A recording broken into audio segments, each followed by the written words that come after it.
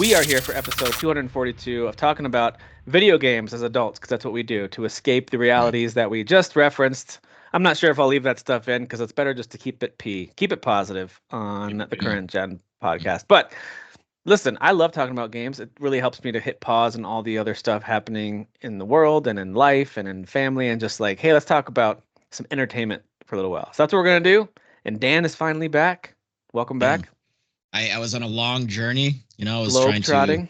I was trying to find my kyber crystal to get a lightsaber so I Yeah. could be a Jedi. Stop kissing up Boom. to Kyle Okay. with all It this. would be- No, This this is gonna circle back around. This is gonna circle Hmm. back around. You're Okay. setting yourself up for a callback later. Is that what you're doing? Yeah. Okay. I like All right. this. Yeah.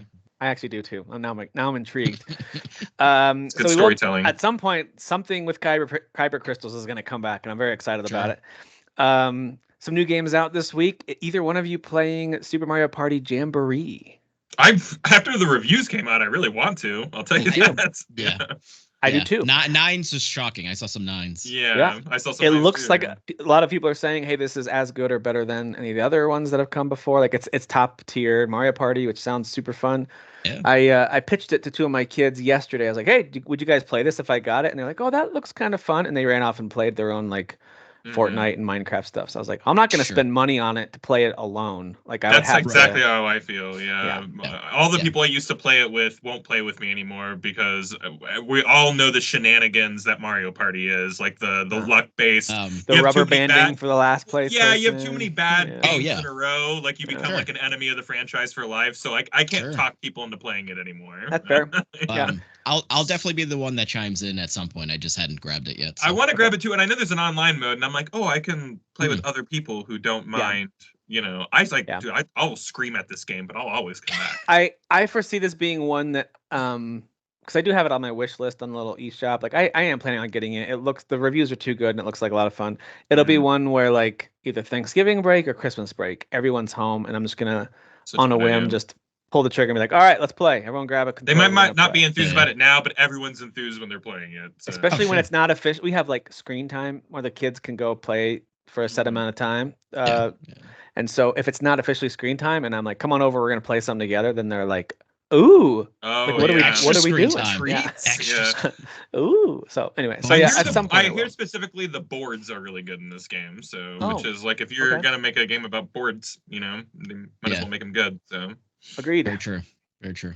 So Super Mario Party Jamboree is out. It is getting very good reviews. I think it's averaging in the low 80s, which is quite good. A lot of times these spin-off Mario games, the soccer and whatever else, they just in recent memory they haven't reviewed super well. That doesn't mean they're not fun. They haven't really like the latest Wii, not the Wii Sports, but whatever it was, the last sports one they put out. Yeah. Mario Tennis, I think, wasn't super Yeah. well received. Yeah. So it's just nice to see like, hey, seems like Um, critics are generally enjoying it too, which is nice. It The is. last It two- is. It is a head turning to me. Yeah, Yeah. for sure. I don't know what the averages score of the last two are. I think the last one reviewed overall better than the one prior to that because there's two. Yeah, the well, last now one three. reviewed okay. Yeah, because I bought that one because the reviews Okay. were good. Yeah, because there's But three. the Was the one last- before that, not so much. Yeah. Wasn't there Yeah, it one was like that was like mostly collection of all the old Mario Party stuff? Which I think is the last one. Yeah. I For really the like Switch? that one. Yeah. Okay. And that one is pretty good. But yeah, there was one before that which was not received very well. Like towards the launch of the Okay. of the Switch. Yeah, people Okay. didn't really love that. I gotta tell you, the only Mario Party I spent So- significant time with was on the 64. There you Super go. Super Mario Party was the Super first Mario one. This Party. is the one that people are Yeah. kind of like, oh, I don't know. Yeah. I mean, I thought it was still fun, but like people Yeah. were kind of iffy on it. And then this is the newest one. Well, not the Superstars. newest one, but So that had yeah, like a bunch of the Superstars, so- old games and boards. Superstars. brought in, Yeah, it was like a right? greatest. yeah, they hits. revisited some old. Yeah, they like redid them, and That's they like fun. obviously looked newer. Yeah. Some of stuff, those so- mini games are like super addicting. Like some of them are Oh, just yeah. forgettable, but some of them over the years have been like, dude, this is by itself a fantastic little game they could Yeah. spin off. Yeah. Well, specifically with this one, when they showed the trailer, I was like, oh, these mini games are like really sticking out Yeah. to me, which Yeah. says a lot because Yeah, sometimes I they're agree. very whatever. So at some point, Dan, possibly Tim or Kyle, depending on how the mood strikes and if the right people are nearby when it's time to make a purchasing decision, who knows? We'll dive back into our thoughts on that one. Another game that I thought was notable, just because I know even Jeff, who's not on the show these days, but hopefully someday when he's done being famous and good at music, Sure. He'll be back, but he also loved this game. But a few of us played and liked Gris. I love Gris. I love Gris. Gris. So I enjoyed that one. Yeah. Beautiful game. I only played I looked at like how far I got into it, maybe a fourth of it. I didn't play it a ton, but I played it enough to be like, "Ooh, this is really pretty and it's That's cool." kind of how I was. Yeah.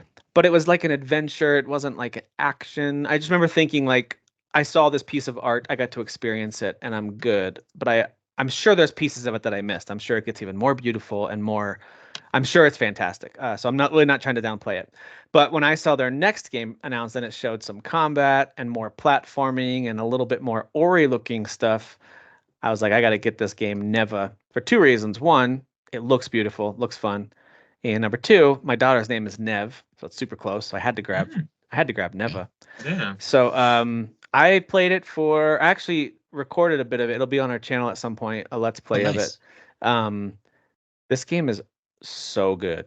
It reminds me a lot of, it's a combination of what's the company?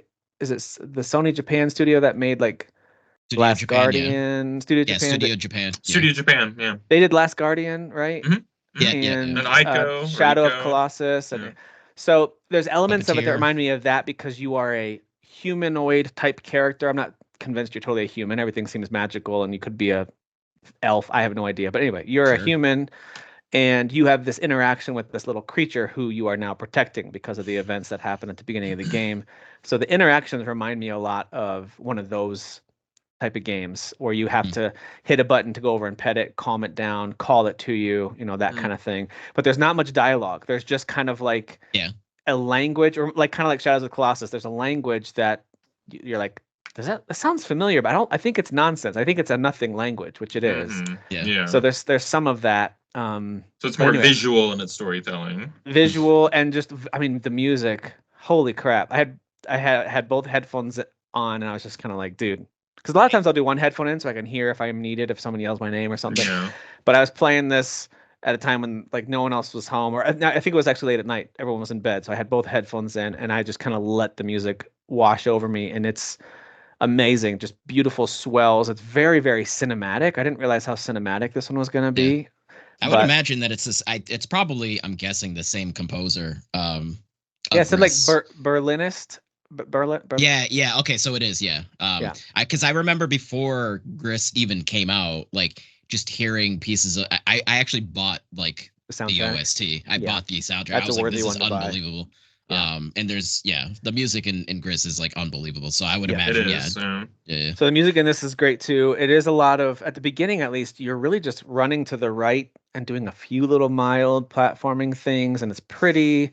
The stuff in the foreground, background. It's a 2D game for those of you who don't know. It's very painterly-esque. So it's very appealing visually.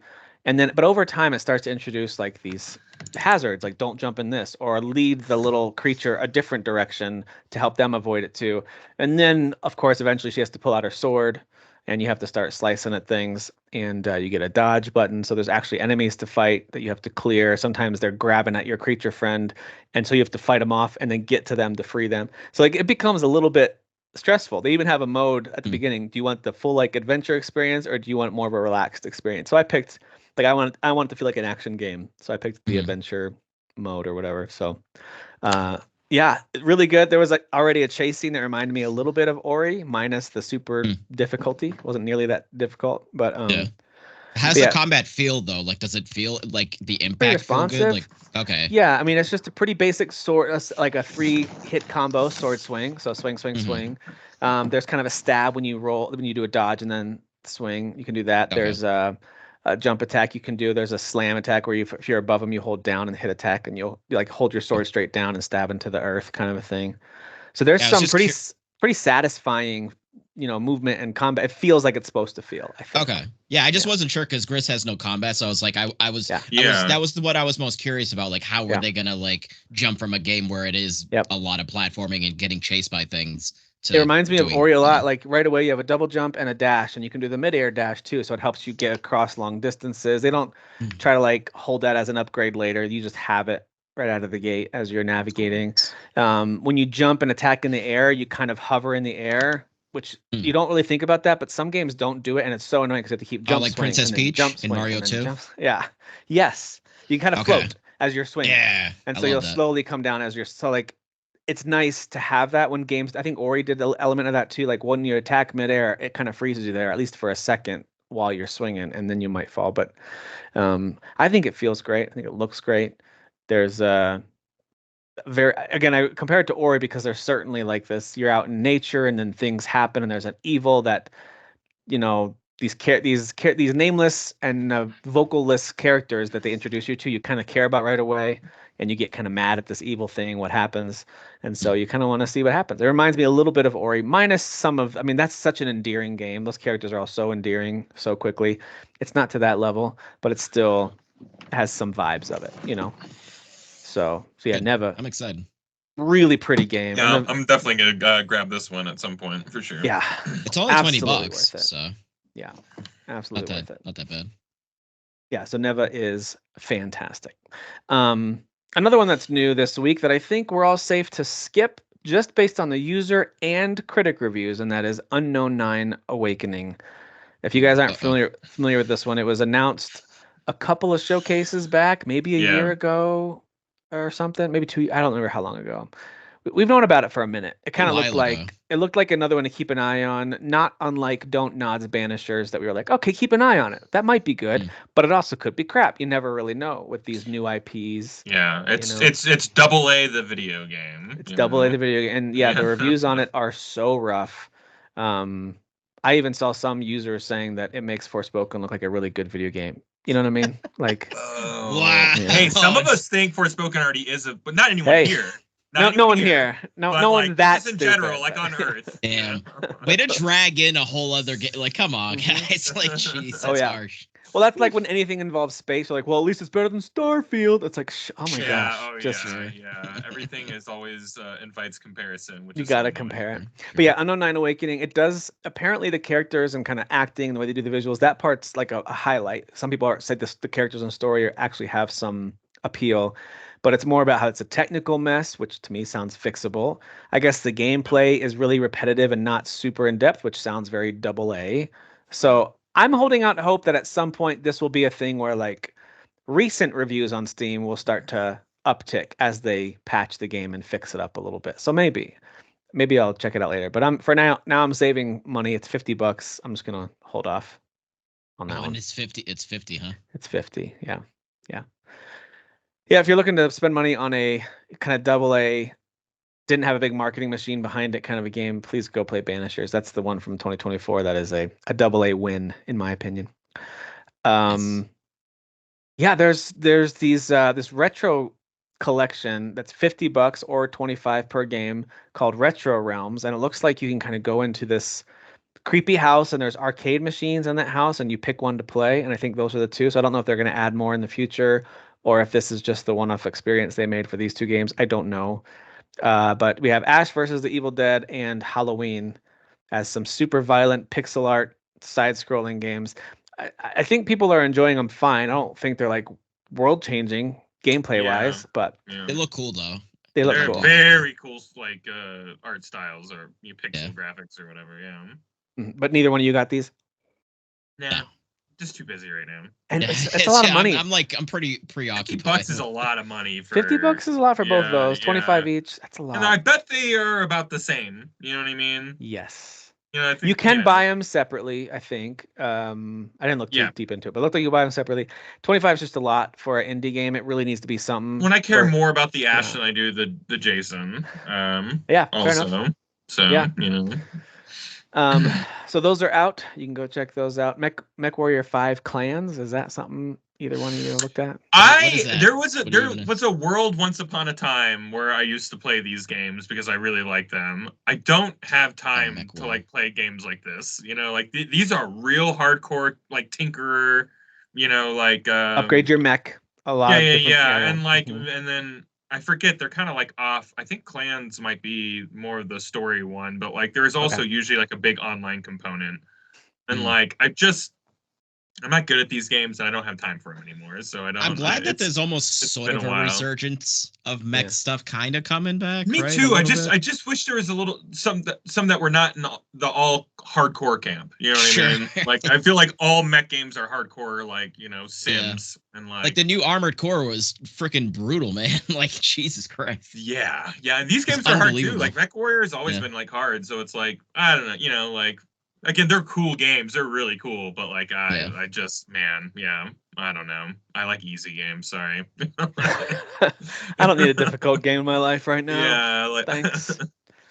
Yeah, I'm with you. So that one is out. There's also one out. I think it's coming to PC later, which is pretty rare that you get a console release first. But I'm 99% sure this is out on consoles now. I think it's called Nico Derico, the Magical World. We saw this in one of the Summer Games Fest or something this year. It was talked about, but it looks very much like Donkey Kong, Crash, Banjo, that style of platformer. I think it's 2D, although there might be some 3D. Gaston the video game. I mean, it looks like Gaston. I think actually highlighted this in the group at one point, right. And we talked about it. So Nico Derico, I think is how you say it. I'm gonna guess because these kind of games usually like to have a little like cutesy name that rhymes or just flow. So I would assume it's Nico Derico. That's how you say it. But I could be wrong. That's the Magical World. I'm pretty sure that's out. It's just not out on PC yet. And then there's one other one I wanted to highlight because I played a little bit of it. It's called Drova Forsaken Kin. There was a demo out. By the time this is on, by the time this episode is up, the demo might be off, like many of the Steam Next Fest games. Their demos kind of shut off. But this one's actually out now. It is a yes, it's pixel art, but it's really high fidelity pixel art. It's a 2D game, but you're kind of in an isometric sort of movement area. And you basically are taken to this magical realm called Drova, and it's very difficult. I died a bunch of times. Like I was like, okay, this is the kind of game where if you wander into the wrong spot, things that are way too strong for you will destroy you really quickly. Okay, got it. It's one of those kind of games. So but there's lots of dialogue. There's tons of people to meet and characters to talk to. It's considered an action RPG. I didn't pick up on any Souls-like elements, but if they're there, then I just wasn't punished with them yet. Maybe they introduce them. So I wouldn't compare it to that, but it's certainly kind of a darker action RPG. But it's got a cool style to it, and I like the characters and writing for it. It's pretty cool too. Yeah, cool. Yeah. So Drova, Forsaken Kin, and guys, I'll say it again. There's Let's Play up on our channel for this one, so you can go watch the first 30 minutes. I usually play just under an hour, so like 45 minutes maybe. I don't do more than that for a couple reasons. One, sometimes with these kind of games, if I know I'm recording it to post on the channel, I try to just keep moving. I don't want to sit and look at menus and try to learn too much. Sure. I want to keep rolling. But sometimes with games like this, I need to let me read about each of these items and see which one I want to equip, so, and that's not fun if you're watching a no commentary recording of it. So, those are the only ones I'm aware of. It's kind of a quieter week, but some cool stuff between Neva and Super Mario Party for sure. That came out this week. Is there anything else that you guys know of that I missed? I've been so preoccupied with other things that I wouldn't even know. I'm going to do one last check. Yeah, the 15th was a busy day just with smaller games. You had Just Dance, Drova. There was a definitive edition of Darksiders 2 that was released. How many times are they going to re-release that game? So many. So there's going to be more times that they do it in the future. There's going to be more. Yeah, don't worry about it. There's going to be more. Absolutely. There was a pretty notable expansion to New World, which I think we might chat about later, potentially. Oh, yeah, I forgot about that. Yeah, we can talk about that later, yeah. Crow Country, which kind of looks like a PS1 horror game. Oh, that's been out for a little bit. That just has it? Come out on. It says it came out on the October 16th, but maybe that's just to Switch and PS4. Maybe it was already out. Oh, sure. Yeah. Because I'd seen people, unless it was just PC before. Now but I don't think it was. Maybe they were taking a while to port those to the older stuff. There's a game based on The Quiet Place, which looks really bad. Yeah. Let's see. There's a remake or a remaster of Killing Time. It's not a game I ever really played, but that's out. If you guys ever played Killing Time. Yeah. So a pretty quiet week just there's also a Ninja Turtles game out. It's not getting a lot of love. Mutants Unleashed. Some people that I was reading some of the positive views, like people that like it, what do they like? And some people like they say there's humor in the dialogue and it matches up with some of the tone of the movie, the recent animated movie. Oh, that one. Yeah. But then there's another one coming out like in 2 weeks by a different studio. There's I'm pretty sure there's another Ninja Turtles game. I'm pretty sure. Yeah, it's coming out on November 6th. The Splintered Fate. That's the roguelike one. See, I feel like this is like the third time where I'm like, hasn't that been out already? Like, yeah, I keep same getting here. these all mixed up. Like, there's a lot of Ninja Turtle stuff going on. Yeah, what is going on with that? Yeah, like something happened 3 years ago. Well, I guess it was the movie where people are like, we got to make a Ninja Turtle thing, and then now we're seeing those games coming out. And now everyone's doing it. Yeah. All right, so before we move on from new stuff, coming up, I was just looking at stuff for next week. We've got this game called Awaken Astral Blade, which I just realized there's a demo for, so I'm going to download that. That one looks kind of fun. Guys, there's a new King Kong game called Survivor Instinct. It's called Kong Survivor Instinct. Oh no. Yeah. Oh my god, I forgot about the Kong game. Yeah. Remember they used like a JPEG in place of the dinosaur? It's my favorite. It's my favorite thing. That and Gollum were like my favorite things that happened last year in gaming. We need a crossover of those two things. A Gollum versus Kong game. Gollum versus Kong. Yes. Oh my god. I mean, of course, next week is also, I think the big game is going to be Call of Duty, and Sano X Shadow Generations. Those are some big. I'm like already like tired that like Call of Duty is coming out next week. Like I'm just tired. I'm not just tired. I don't know what that means, but like that's just how I feel. I don't know what that means. I'm not here to judge. Man, dude, I would love for Shadow to just demolish Call of Duty. It's not going to happen, but I would love that. I would just love it. What if Keanu Reeves as Shadow is like the one thing that everyone was waiting for? It's like it sold like 59 million copies on the first, Keanu destroys Call of Duty. That'd be great. I would love that. Also, Call of Duty is going to be on Game Pass day one, so this is going to be a very interesting check it out. But I didn't play the last Black Ops game, so like the Cold War. So like I don't know what's going on in the story, but like I guess that doesn't really matter, right? Like it's a Call of Duty game, Yeah, things are not going to go well for most of that game. I can tell you that. Like, I feel like it's gonna with the Nathan Drake situation where like everything you touch just falls apart. And it's gonna fall apart. It's gonna be big set pieces where you have to like carefully aim while you're. I was assured via headlines this week that this is the most diverse in terms of like mechanics Call of Duty campaign. I'm glad you specified what you meant. Yeah, I know. Yeah. They used a different word too because I remember they didn't have to specify, and it was telegraphed exactly. They probably wrote it that way, and they were all like, "Oh, you can't say that." Oh no, we have to say something else. Yeah. Our world just. And I'm just like, what do you mean? Like, there's only so many things that you can do in a Call of Duty campaign before you're like, I've done this. I shoot a gun and guys go. Everyone knows what people are getting that game for. It's zombies. Okay, that's what people are getting that game for. Sure. Agreed. Well, that is what's coming up this next week, and I actually want us to jump into anything else we're playing or watching. We'll close out with doing a tiered ranking together. So let's do any quick hits, or if you've got a bunch of thoughts on some stuff.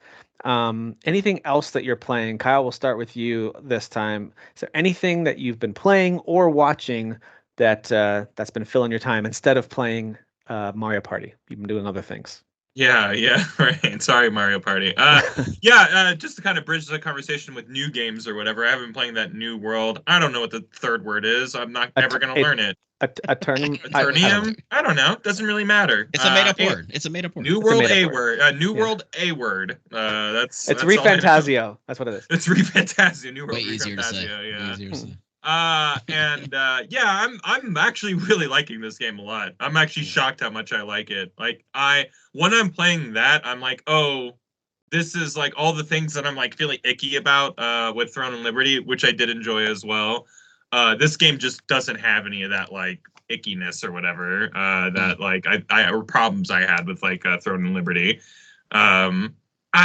It's a pirate MMO, so everyone's running around looking like pirates, like there's an Arthurian type of like story going on where like Sir Gawain is a zombie or something. I don't really know. You don't play MMOs for stories, but like it is very fun. I'm having a good time. I really like the way that the quests are set up. Like every quest feels like you're going on like a quest for lack of a better word. I don't know if that makes sense. It's like you will be following like a road.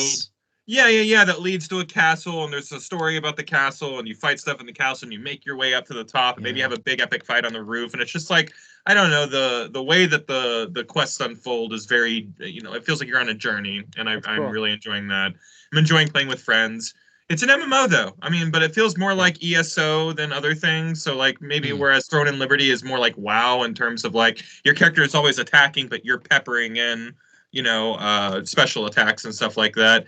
This is more like you're actively attacking, dodging, blocking, parrying, and every time you swing, so that's kind of like ESO, Elder Scrolls Online.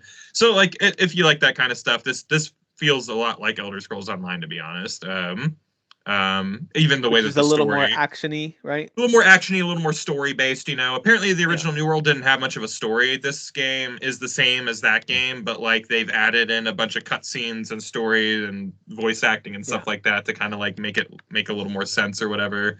I did my first dungeon the other night. I'm like level 30. I put like 15 hours in the game, and I played a lot. Weirdly, nice.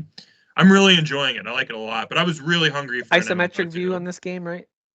Behind the character. Behind your character. Oh, okay. Yeah. So it's very, like a third-person action kind of game, like nice. ESO still. I'm liking it a lot, but like it is just, I don't know, like everything this game is doing, 1,000 games have done. So it's like, you would really have to be just interested like in the flavor, which is pirates and Arthurian legends and knights and stuff like that. It's knights versus pirates type of vibe, Good classes though, like good things to select in that realm. Well, the classes are really more based around like what weapon you're using. So like you can carry any 2 weapons in the entire game, and those 2 weapons are what your attacks are based off of. So you can like kind of create, different synergies of weapons and stuff like that. But like class may not be the right word. There is tank, DPS, healer. Obviously, you do have the Holy Trinity, but like, of course, it is not exactly like, hey, I'm like doing this or whatever. So like right now, I'm pirate. Yeah, I'm using like a big giant sword, like cloud sword, like a buster sword, and I'm listening. Right. And a musket. That right there, above Dan's head, I see it. Yeah, but that thing right there, and a musket, and I just changed to a bow and arrow. So like I'm kind of doing like a long range, short range type of thing. It's fun. The game's fun. I am playing with some friends, so that makes it more fun, By the way, Kyle, I just got to correct you. You don't play most MMOs for story, except Star Wars: The Old Republic. You play that one for the story. You play that one for story. Period. So good, and it's really fun to play. And you actually, can I make a suggestion? Turn on that game anytime. Turn off world chat. Turn off everything on the HUD. And it's a BioWare game. And it's just a BioWare single player game. Yeah. Like and like every once in a while, a person named Bong Ripper 69 walks by you. You know what I mean? Sure. Like, and you're like, oh, there you know. Like, don't let them ruin your fun. But don't let them ruin your fun. Yeah, they're just there. Like people do dust sticks in Star Wars, guys. They exist. So he's just a crazy person on dust sticks running. Kyle, through I said that because I have now done a few demos for MMOs. Not to interrupt whatever your next game, but like. It just keeps reminding me, like, because I tried Throne and Liberty. I'm like, yeah, this is okay. It's all right. Yeah. And then I tried this other one that I won't even mention, and it's called Terrace Land. It's okay. Yeah. It feels very cheap, but like some of the art style's cool and whatever. But as I play these, I'm just like, I'm gonna go play Star Wars: The Old Republic again. I think because there's still some storylines. I think I'm just gonna. So I just reinstalled that. I just uninstalled these. That's what my relationship is with MMOs. Is like I'll play them for a bit, and just be like, I get it, and like bounce off. So the fact that I'm already kind of further in this one, and the graphics are really good in this game, and the servers are super stable, and there's thousands, and it's crossplay across all 3 things. PS5, Xbox. People are playing it. Like it is really big. Oh, and like is it free to play? No, you pay like $50 and then that's it. You never have to pay ever again. So you just purchase the game. You don't. You purchase the game, yeah. And I think there's never been an expansion. This is not really an expansion. It's just kind of like a 2.0. Everyone's doing this right now. They're doing these 2.0 and then reselling it. That's why the people on PC have been like kind of cranky though, right? Because like it almost felt like they were thrown to the wayside so they could work on this console edition. That's what somebody was telling me. Yeah, no, and you can see that in the world chat as well. Is that like PC players really are having a chip on their shoulder about like console players being here? And it's like we might be the only things keeping your dumb game alive. So you're gonna chill out with all that. Yeah. People are hungry for MMOs on consoles, so it was a good move. And again, like there's like 3 different factions, and like they own different parts of the world, and like you can go to war with another faction. I don't know how any of this stuff works, but like apparently it's like involves castle sieges, so it's kind of like Lineage 2 from back in the day. And there's all this stuff going on, and when you win, like the banners of your faction will like go all over the city, like into the city streets and stuff like that. So there's kind of all this stuff kind of going on all at the same time that I haven't even gotten to interact with yet. But I've seen it. I've been like, I've walked through an area and I'm like, is there a war going on here? And yes, it was just like hundreds of people like just fighting each other like on a battlefield, you know. So yeah, I'm gonna keep on playing this one, but there's not really much more to say other than it's just an MMO that's got pirates and knights in it. So I will talk about Metaphor, but I imagine Dan's gonna bring that up. And I'll just we're gonna have a metaphor. We'll have a bounce it back and forth with that, so I'll just skip that. We don't have to talk about. We're gonna call it our Metaphor Minute, is what we're gonna call it. Yeah, Metaphor Minute. Yeah, and but Tim, it's not gonna be just 60 seconds. No, 60 seconds, and Dan and I are allowed to talk about it again. Okay, I'll put the timer up right Metaphor here. Minutes. Metaphor minutes. Yeah, Dan and I can talk about it. Yeah. So the only other game I've been playing is a little bit of Diablo. That's been fun. I got a mercenary today. It's my second mercenary that you get outside of the story. And mercenary is just kind of like a buddy that goes around with you, which not apparently, 3 did have, and 4 didn't have that anymore, the companion. So pretty cool. I've been enjoying that. The game's great. Not my main game right now. I'll duck in. I'll play a quest. I'm like, yeah, and then I'll go right back to like Metaphor or something else, you know. Yeah. Not to anything against that game. Just like it's just that game is going to be there waiting for me after a few updates, you know. After I'm finished my main course games. And the last thing I've been playing is Dragon Ball Sparking Zero. And Dan, you would really like the what if scenarios in this game. They've been very, very cool. I was actually really underwhelmed because I was like, oh, the story mode kind of sucks in this game. But then, like, you'll accidentally go on to, like, a what-if path, and, like, that's the game. Like, that's actually the game. Like, it's not a secondary thing. Like, that is sparking my interest. Yeah, it's kind of interesting. Yeah, I am having a good time with that. Disapprove. Sorry, Dad. No. And one of the campaigns you play as Goku Black. One of the campaigns you play as Jiren. So like, I don't know what those campaigns are, you know. So it's like you're choosing a character and going through kind of like a Mortal Kombat style, you know, like story or whatever. So whatever, it's Dragon Ball Z. You know, you fight. Yeah, it's just, you know what? Like, honestly, I feel like what you needed that here because I mean, I you know, Kyle, we love Dragon Ball Z, Super, etc. Like, how many times can we play Z? You know what I mean? How many times can we Z story more times than Batman's parents have died in an alleyway? Exactly. That's just a fact. That's just a fact. A lot of times. Yeah, that's just science. More times than Uncle Ben gets killed. You know what I mean? Like, it's a lot. Ben. So so they needed to throw something in there. They needed to throw something in. Those are all the things I've been playing. I've been watching a lot of anime, but I don't want to talk about it. So, or do we? Nah, I mean it'd be forever. No. You know what? Without saying anything about any of them, just with your facial expression, say the titles of them real quick with just your facial expression. Rewatching Berserk, rewatching Fully Cooley, rewatched Akira, rewatched Ghost in the Shell, the movie. Just on a big anime kick right now. Nice. Cool. All right. Berserk. Never mind. I don't want to talk about it. Berserk. Kind of crazy. Not a nice cartoon. Not a nice Saturday morning cartoon. I've heard it is not. I haven't seen it, but I've heard it's not. A little violent. I have heard it's a little bit violent. Yeah. All right, so I'll share a couple, and then we'll let Dan go, and then we can have our metaphor multiple minutes after that. So I already completed this game. I played and completed Crime Scene Cleaner. That game you beat it. Wow. I did. It's only like 12 missions or something, 11 missions, I forget. Some of them take a long time. Like, we're talking about a full museum that was some sort of killing game, and there's blood and bodies everywhere, and you have to clean all of it up. And it's stuff like that's happening.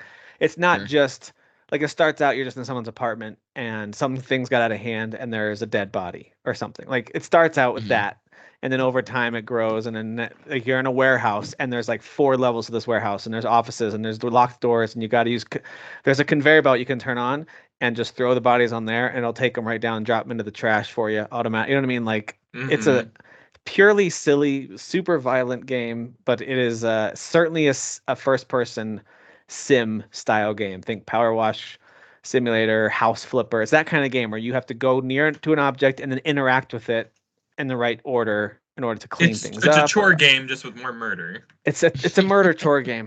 That's exactly what it is. Yeah. So, but I like it, man. That's so cool. I totally dig it. It's absolutely like a 7 out of 10 type of game. It's got jank to it. It's got these weird things that I'm like, okay, I think 2 people made this. It's okay. It's all right. You know, you have those moments, and it's not the prettiest game either, but I thought it was a lot of fun. So I played and finished that one.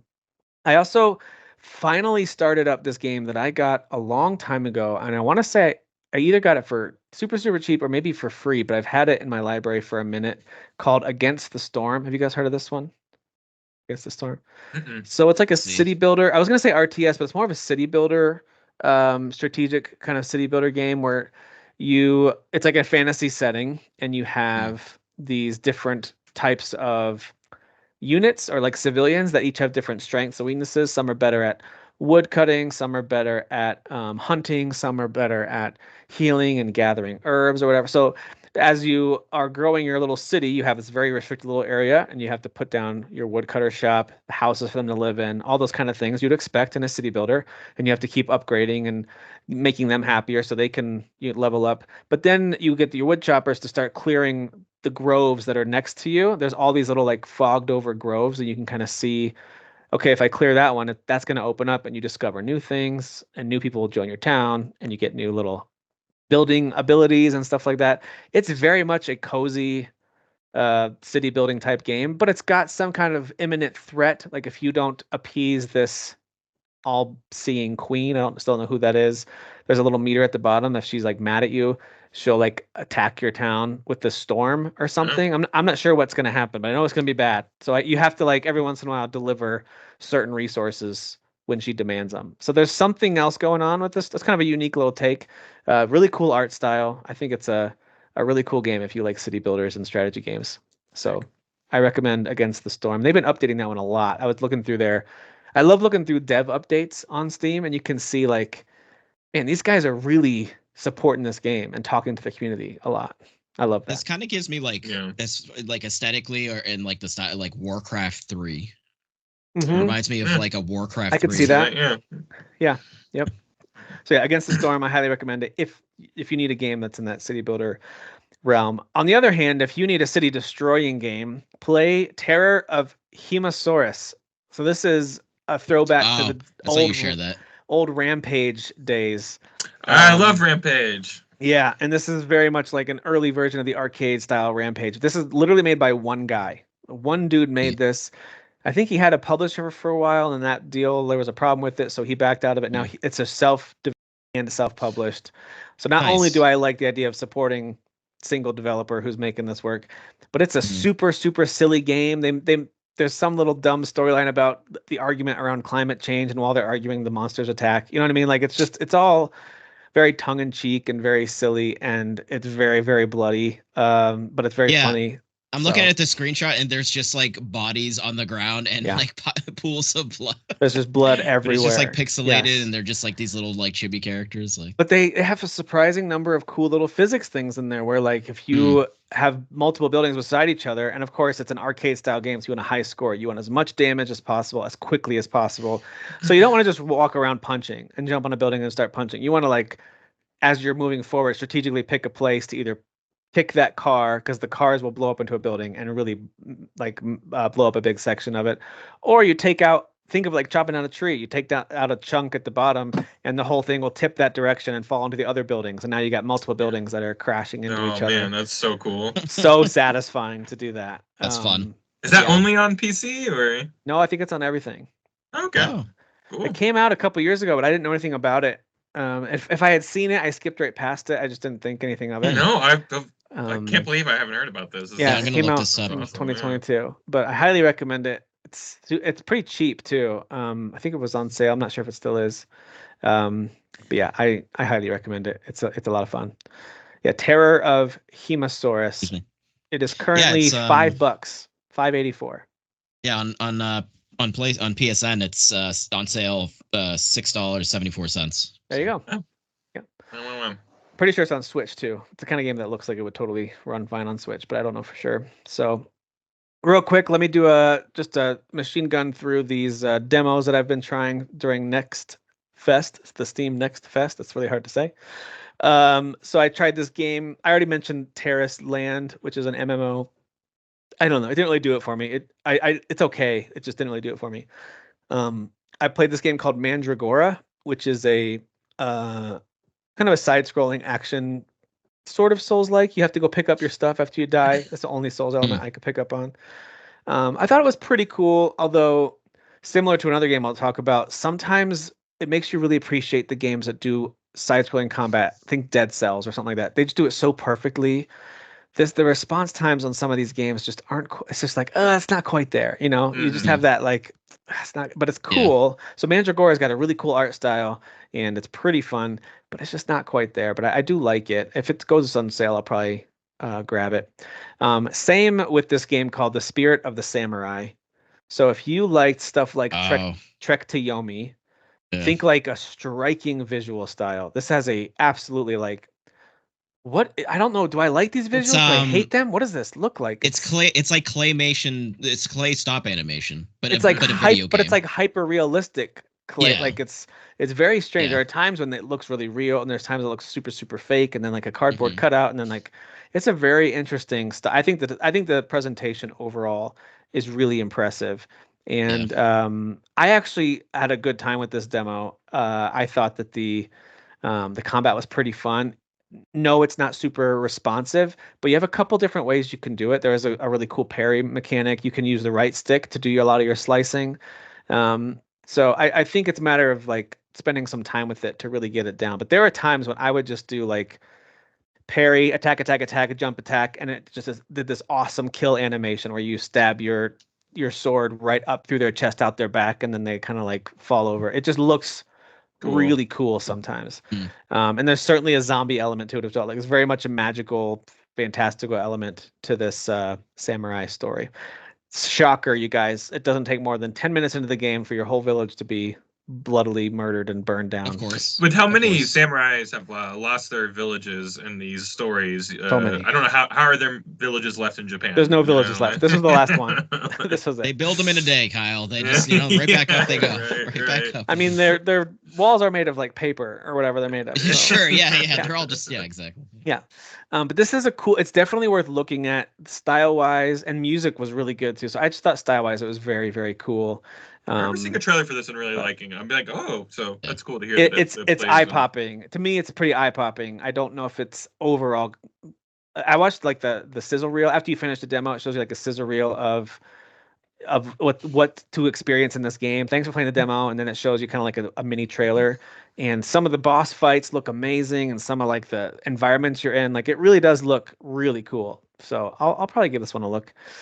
But same with Mandragora. The combat wasn't quite there, but I think it would probably click if you gave it some time. It wasn't as bad. I thought Trek to Yomi's combat was actually kind of bad. Same, yeah. Despite how pretty that game was. Cool game, bad combat, yeah. Hey, speaking of good combat and speaking of Dead Cells, Windblown is out, or at least the early access launches next week. The demo is out right now. I'm sure it'll hit full release next year, and I'm sure it'll hit everything, right? Dead Cells was incredibly successful on all platforms, so I can't imagine it won't release everywhere. But Windblown is the next project. It's a isometric, very different art style, very kind of clean, animated style, kind of like anthropomorphic animal-looking characters. Lots of bright colors that contrast with each other. Floating islands as opposed to being down in the depths of these like dirty dungeon sewers and Dead Cells, right? So it's very, very opposite of what they did before. It's not pixel art style this time. But the combat is smooth and quick and very, very satisfying when you kind of get the hang of it. It really feels good. You got different weapons to choose from. It's a roguelike, so of course your build's going to be probably adjusted every time. You unlock new things, just like Dead Cells, and a little bit like Hades in a way too. I thought Windblown, what I played of it at least, was really cool, and I do recommend it if you like Hades and like Dead Cells. So I like it a lot. Motion Twin is really good at what they do. So. Cool, nice. Yeah, I'm really excited for that one.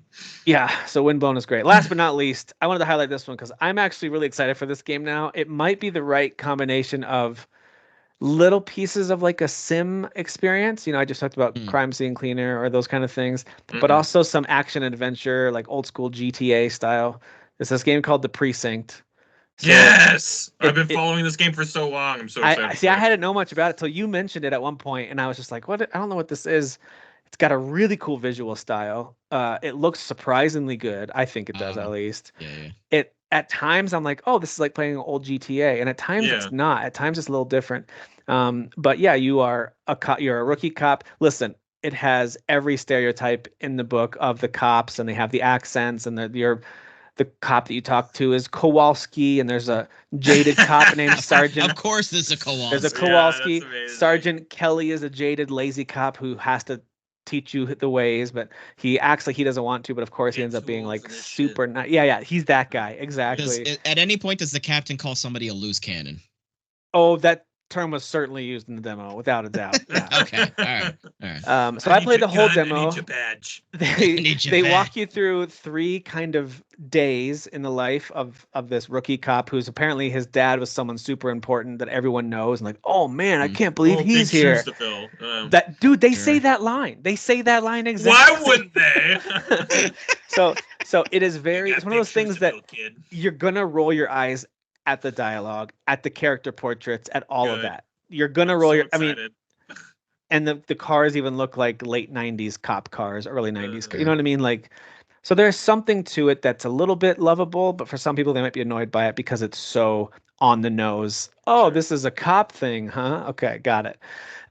Anyway, all that to say, they let you play 3 scenarios for the demo, and I think these are the 3 main gameplay types. One is in your car, of course. So you're in a car chase, and what's cool is as you stay close, as you drive well, so you're staying close to the perp and you're trying not to let them escape, you build up this meter, and then as it fills up, then you have the ability to hold the RB button or R1 button, and you can call in some kind of support, another cruiser. You can ask them to lay down spikes. You can ask for a helicopter to keep a spotlight. Like, you can call in for support if you're doing a good job staying with them. So they have things like that, which are really cool. Same thing with another mode when you're up in the helicopter and you are flying the helicopter trying to keep the spotlight on the car. And if you do a good job of that, you can call in for similar things like a SWAT truck or whatever. Like, you can try to slow it down that way too. So that was pretty fun. And then there's on foot, where you're literally walking around the city. You can on the beat. You're on the beat. You can get experience points, and I'm not sure if you're getting money for this too, but for giving parking tickets, if someone's parked on the sidewalk or if someone runs a red light or whatever, like, you can give tickets. Or graffiti guys, and you have a handbook. If you see someone doing graffiti and you go up and talk to them, there's a handbook that tells you what you're supposed to do. Although the game gives you whatever options. You could just shoot them. You could arrest them. You do whatever you want. Whoa! But like, you have to. But you're gonna like probably lose if you do. I didn't try that. But sure. Yeah, sure. But like, you have to pull up. There's a handbook, and it'll tell you, like, for every violation, here's what you're supposed to do. Number 1, you try to issue a fine if there's no other problems, and so it'll just tell you, like, one of your options is issue fine. But if they start swinging at you, or if they take off running and you have to chase them down, now they are eligible for arrest if you want to arrest them. And then you can choose whether or not to read them their rights, and then you can either call for an escort to take them back to the station, or you take them back and then book them. It feels like they actually made a game where there's some action adventure, but a little bit of the sim side of being a cop. Cool simmy stuff there. Yeah. So, and there's an evidence room. You have to take stuff too. I don't know. I'm sure there's going to be like a cheesy crooked cop storyline. Like, I'm sure there's someone who's going to I'm sure that's going to have those pieces to it. But I liked it. I thought it was pretty fun. There's even like a full like cover system when you're in a shootout with these bank robbers at the beginning. You're like taking cover behind the car and pop up and shoot, and that felt pretty good. Yeah. So. It kind of seemed like LA Noire to me. You know what I mean? Little bit. Like, yeah. Just like, even with like, like you once you started talking about the voices and stuff too, I'm like, yeah, it's just LA Noire. Okay, cool. Yeah, I'm telling you, some of the voice acting and lines, I think I physically cringed, which I don't do a whole lot. I was like, oh, like, it was really cheesy, but that's okay. Like, if it tells you guys anything, even with that stuff, I was like, I'm gonna buy this game. This game looks like I'm totally getting this game. Yeah, this sounds so cool. It looks really fun. I can't remember if they announced a release date for that yet. Let me check real quick. No, there's not a release date for this one yet. It just says Q4. So I imagine they're gathering feedback for the demo. But yeah. Anyway, so there you go. Those are the things I've been playing. There's a whole bunch of demos I also downloaded, but I haven't played yet. That was already a lot. That's a lot of stuff I've been playing. So anyway, what about you, Dan? Stuff you've been playing, and then we'll do our metaphor ReFantasio minute or 4 or 5. I've just been hanging around. Just hanging around. Just feet up, relax. We haven't talked to you since September, so you have a lot of explaining to do, young man. Yeah, you have a lot of explaining to do. We got a lot of explaining to do. So yeah, a couple Saturdays in a row there. Well, one of them was more of like me doing like a makeup stream because I was like switching things around, and then wedding this past was it Saturday, and then I actually my Renee and I had this whole week off, so I've been playing video games. Very, you know what? I timed it. Could not have timed it better with Good Silent timing. Hill 2 and Metaphor last week coming out. And I'm like, oh, the week after I get off, this is sick. But prior to starting those two, I did finish.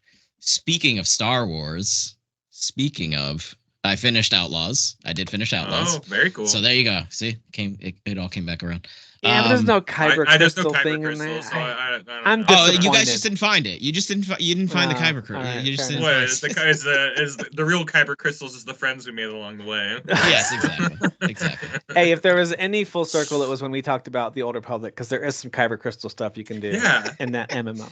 Yeah, that was part of it too. I meant for you guys to talk about that. Thank you. You're welcome. Yeah. I don't know how I feel about any of this. Which really is just a Dragon Age MMO when you think about it, No.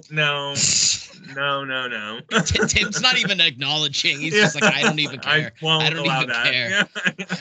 I'm not taking that bait. So Outlaws, I overall did like. I do think a lot of the stuff that you're doing gets repetitive kind of quick.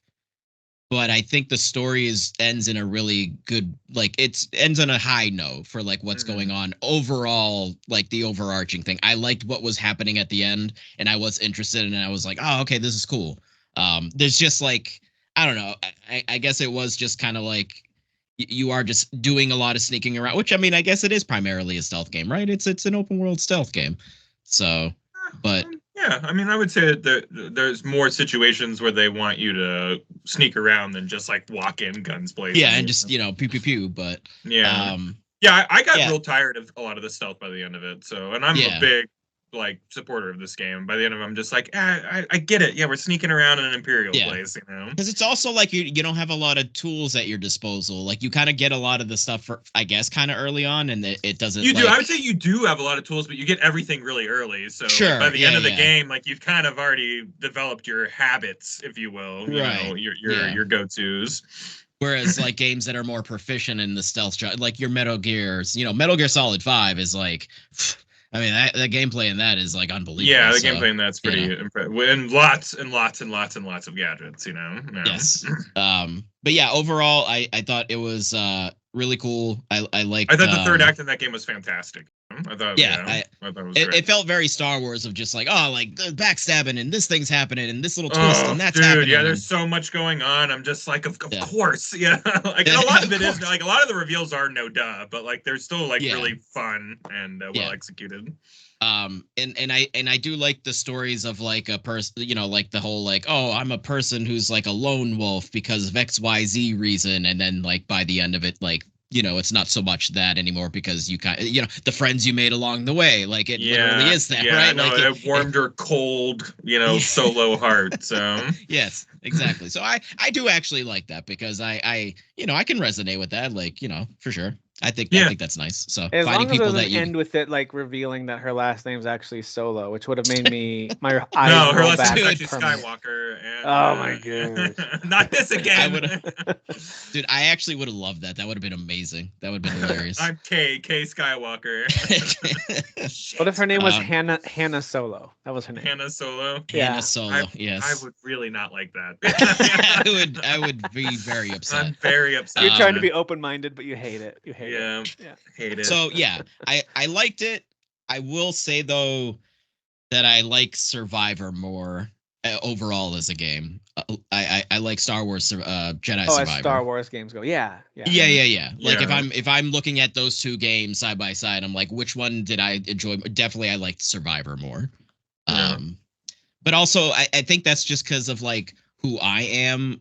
Like my connection to Star Wars is very casual, and I am of the camp of like I kind of do like more of like the Jedi Sith stuff. Like I like the lightsaber and just fucking swords, you know, like I just think that stuff is way more interesting and badass. But again, as a casual fan, just kind of, you know, not like being super obsessed with all of the lore and everything.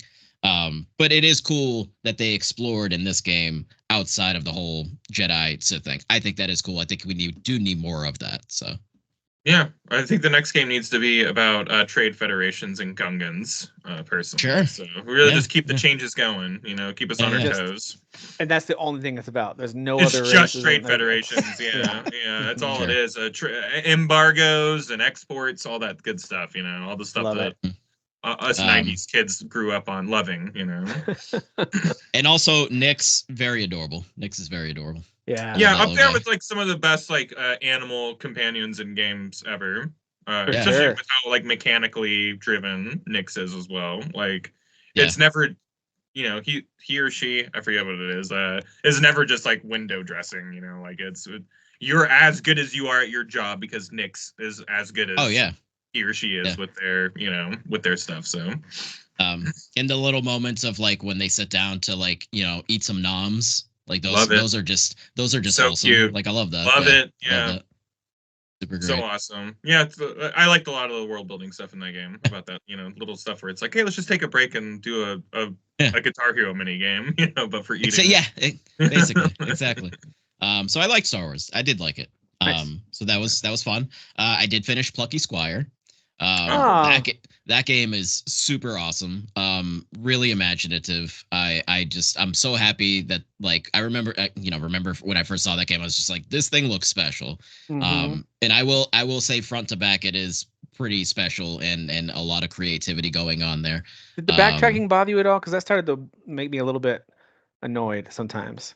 Not too much, because I mean the game overall is about 8 hours, I would say. So it's not too much of it. Okay. Yeah, it's not like a super long game where like if it was like a 20-hour game and they were making you do that a lot, then it would be a bit more like, all right, like yeah, you kind of like just like reusing this idea of like going back to a thing, but yeah, there's definitely just more some moments that are more like of a highlights, which we spoke when we first spoke about it, like the whole when you get the bow, for example.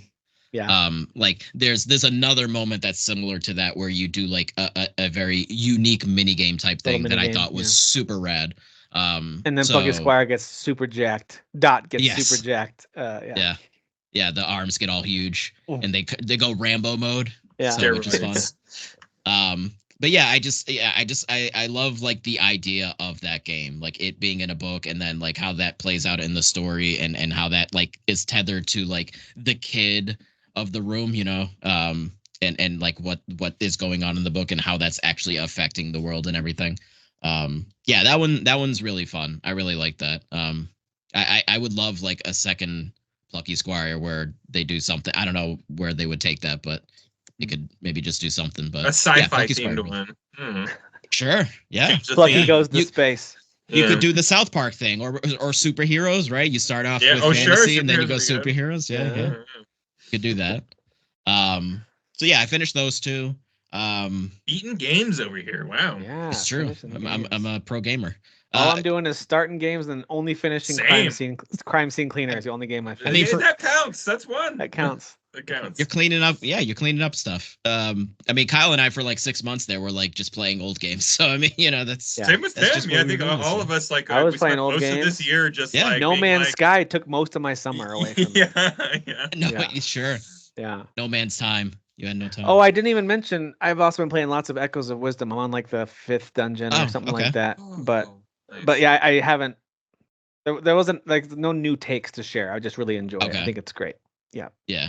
I kind of like keep forgetting that even exists. I'm like, oh yeah, there is a new Zelda game, like literally a Zelda and game. Like fantastic, and it continues to be creative and cool, and I really like it. But it's it's still not up to par with the best of the best Zelda games, but it's still very, very good. It's very good. Yeah.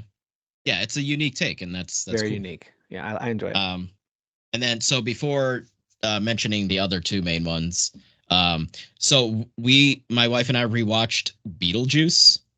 The old school. You know, like I haven't seen Beetlejuice in like I don't even know how long. Like I legitimately like didn't remember certain parts of the movie as we were watching them. Oh, fun. That movie's weird, man. That's a weird movie. Yeah, dude. Yes, it is. Yeah. I like that there's almost no plot to that movie also. It's just kind of like a stream of consciousness thing. Like it's just a bunch of things happening. Yeah. Which I also really like. Yeah. The main thing in the beginning of the two people that live in that house. And then it's just kind of like they don't want their house like to be sold. And like that's right. Like, that's about it's just the gist of the story. Yeah. Yeah. And then it's also just Michael Keaton being wacky. It's just Michael Keaton. It's also Michael Keaton being so memorable despite only being in like 14 minutes of that movie. Sure, that's true. He's not in it a ton. No. But like that's what you remember about Beetle. I mean, the name, for Christ's sake, it's named after him. You don't ever think about like how his screen time is so minimal in that movie. Yeah. What's also interesting though, and I mean, I'm obviously not one of these people. I'm a stable-minded individual, realizes that art of whatever time it is art of whatever time it is. But Beetlejuice is a little grabby in that movie. He's a little he's a little like he's the honkas and grabby, and also like the whole like him getting married to a child is kind of creepy too, if you think about it. A child who just like whose mom just died and is like going through grief and is suicidal. He's like, I'll move in on this. Yeah. So it's pretty wild. Yeah. It's out there. I will forever love that movie is like 99% practical effects. Yes. Like it's all like just weird, wacky practical effects. But there's like green screen stuff too, which obviously very small. Yeah, like some with like, but even like some of the like the sandworm stuff, like that's a practical like sandworm that's just the like actual worm green screened on later. So it's like it was just made in a time where like you had to like make stuff. You know what I mean? And like Tim Burton when he was, turns like, into a snake. That's insane to think about that being a practical effect, because that whole moment there, it's just like it feels like a stop motion like claymation thing going on, but it's like this in like this massive scale that's obviously with the human actors like being in the scene and everything. It's actually kind of wild when you think about it. Also, that movie is like hysterical. Yeah, extremely funny. I've heard the second one is really great too. I do. I can't believe I haven't seen it yet, to be honest. I have like so much reverence for the first movie that like I thought I was gonna run out and see that movie, but like theaters suck. They do. Everyone ruins everything. Yeah. All right. So before we get to the segment, the metaphor multi-minutes, the segment. So Silent Hill 2, first time I've ever played Silent Hill 2. That game is like, man, I don't know. That game is like, I keep trying to think of what the exact, like the one word to really reflect my feelings on it. It feels heavy. Like it's just a heavy, like you're walking through it a lot. And so, like when you put on like a weighted blanket and that's supposed to make you feel better. Right. What's the opposite of that? Like where just a weighted blanket that makes you feel like shit, I guess. A weighted blanket that makes you feel like you're having an anxiety attack, Right. Like, and you can't get out from under it. Yeah, and you can't get out from underneath it. And you're kind of like, am I stuck here? Like, am I just going to die? Yeah. What do I do? Kind of what this game is.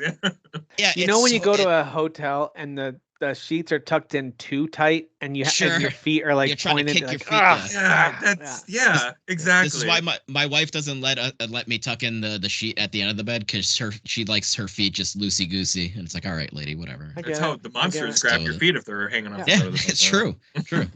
I always have to swat them away from her. She doesn't appreciate it. So wives, am I right? women.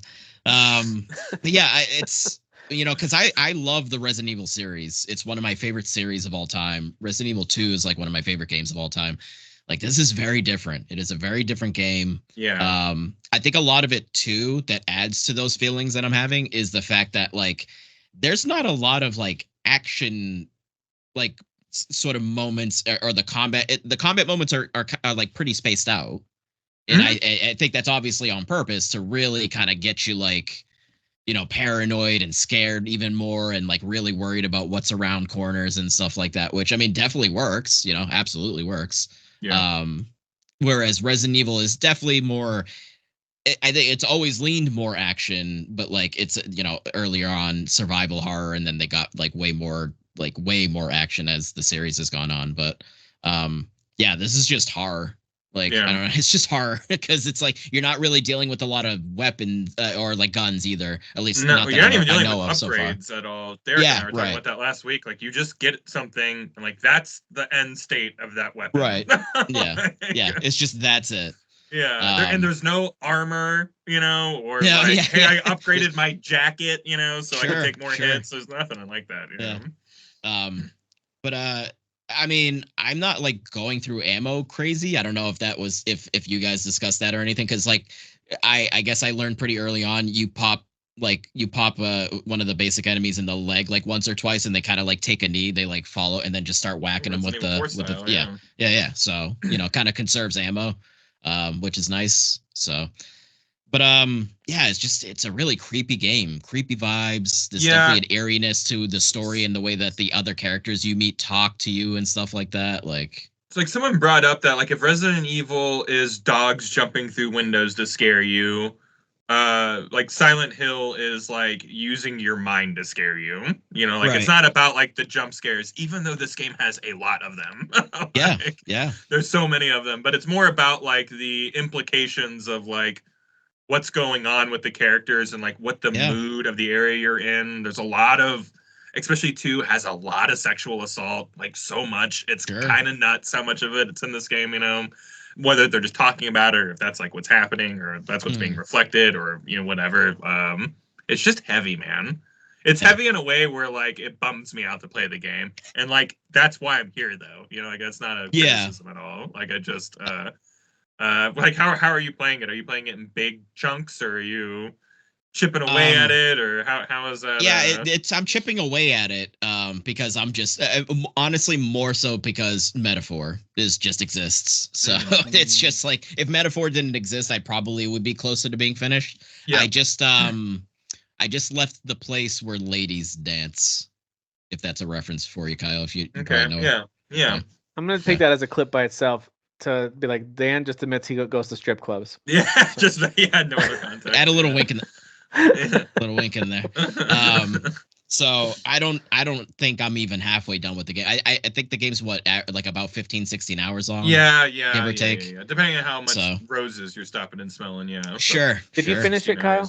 No. I'm way behind where I know Derek powered through it for the same reason you were saying, Dan. He wanted to finish it so he could just play Metaphor. So he just powered right. But that sounds like a lot of stress to put yourself through. No, he was rattled. Like, you know what I mean? Like, he was like, I don't ever want to play this game again. Yeah, I mean, he liked it, but like he was rattled after. He did. You're right. He did say, he goes, I'm never gonna play this game again. Which living in that game for 16 hours over the course of like 4 or 5 days and when he beat it, it's a lot, dude. Like which is saying a lot because games like the Resident Evil games are creepy, but like there's so much to explore and try and learn in New Game Plus that you're gonna play those again. There's an eagerness to play New Game Plus in those games. Yeah. Whereas like even this game, even back in the day, like I beat it once and I was like, okay. Never again. I'm good.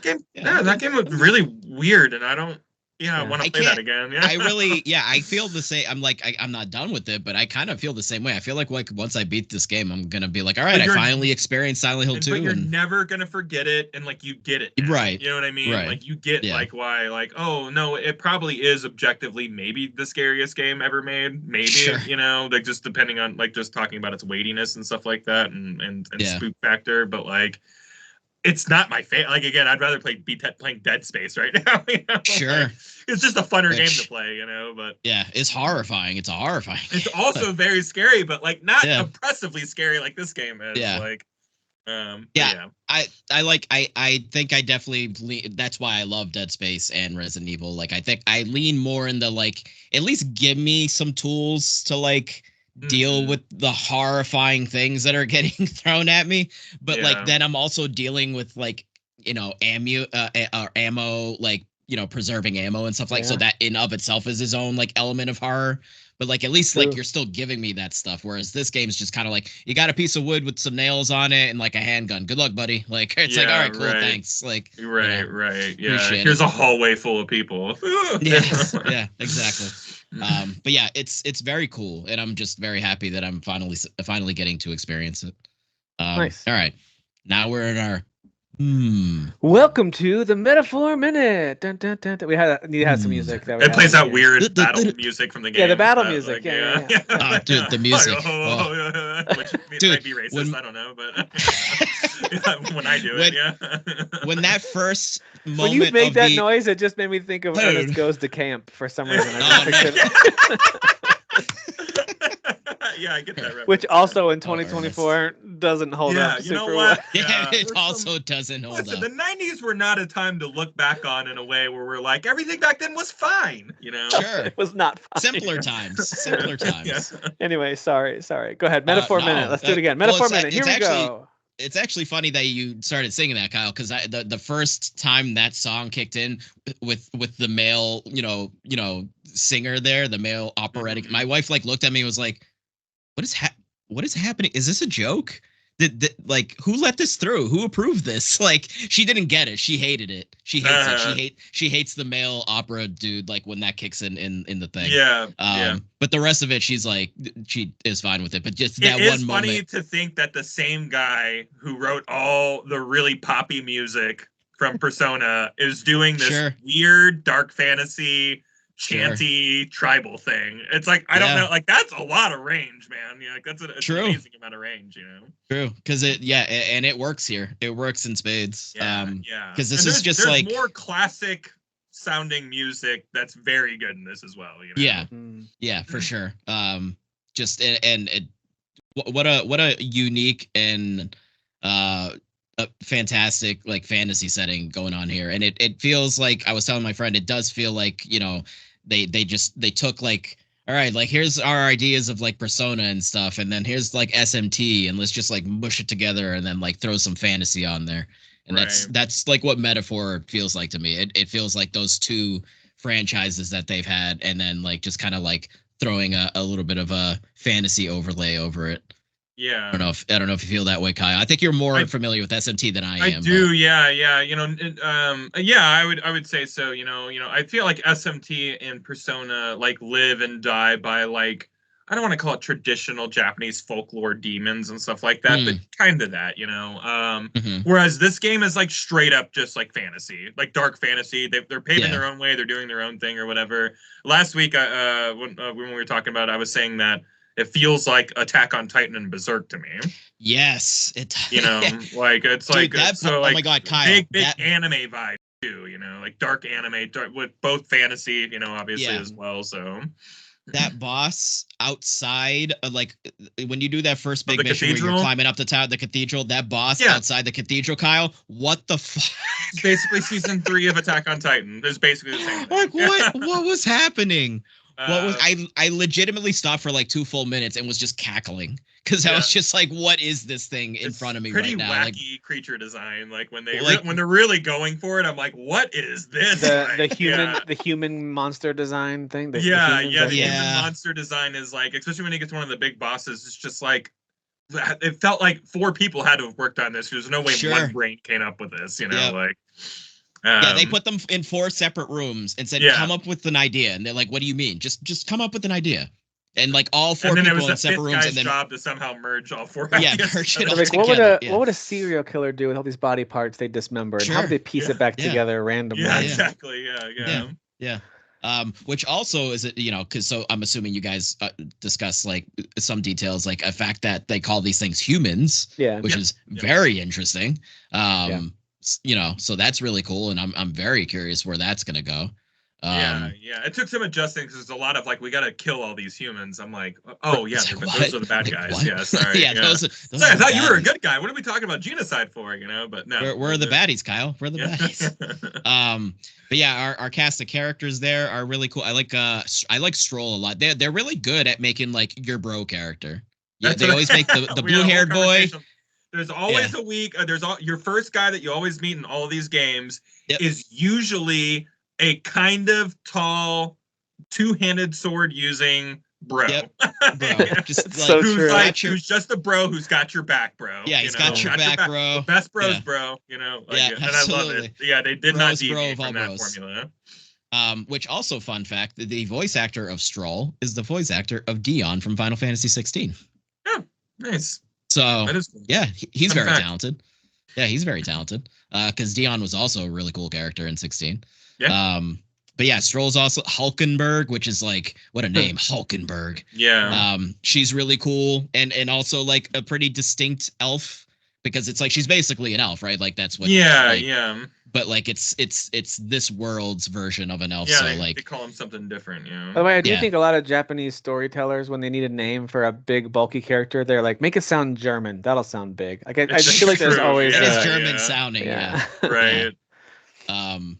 But yeah, the I wonder after some time passes, especially with just like the state of the world and everything going on and in games and stuff, because like this game leans very heavily into the whole like classes, races and class and yeah, a lot of the political leaning stuff, but also very heavy on those things too. And it's very frequently talked about in this game. It's a lot of like, oh well, like we're this, like Stroll talks about how like he's a Claymar, right? A Clamar, however you pronounce it, and like they're like the most like they're like the biggest kind of like most widespread race. So he's like, he kind of like doesn't understand, he's very sympathetic because that's like he is a good bro. He's like a good dude, but like he just doesn't totally understand like the perspective of other races, and he like tries to like kind of understand it more and like speak to that and stuff like that. They just lean very heavily into that, which I find interesting. But they handle a lot of nuance, so it's not like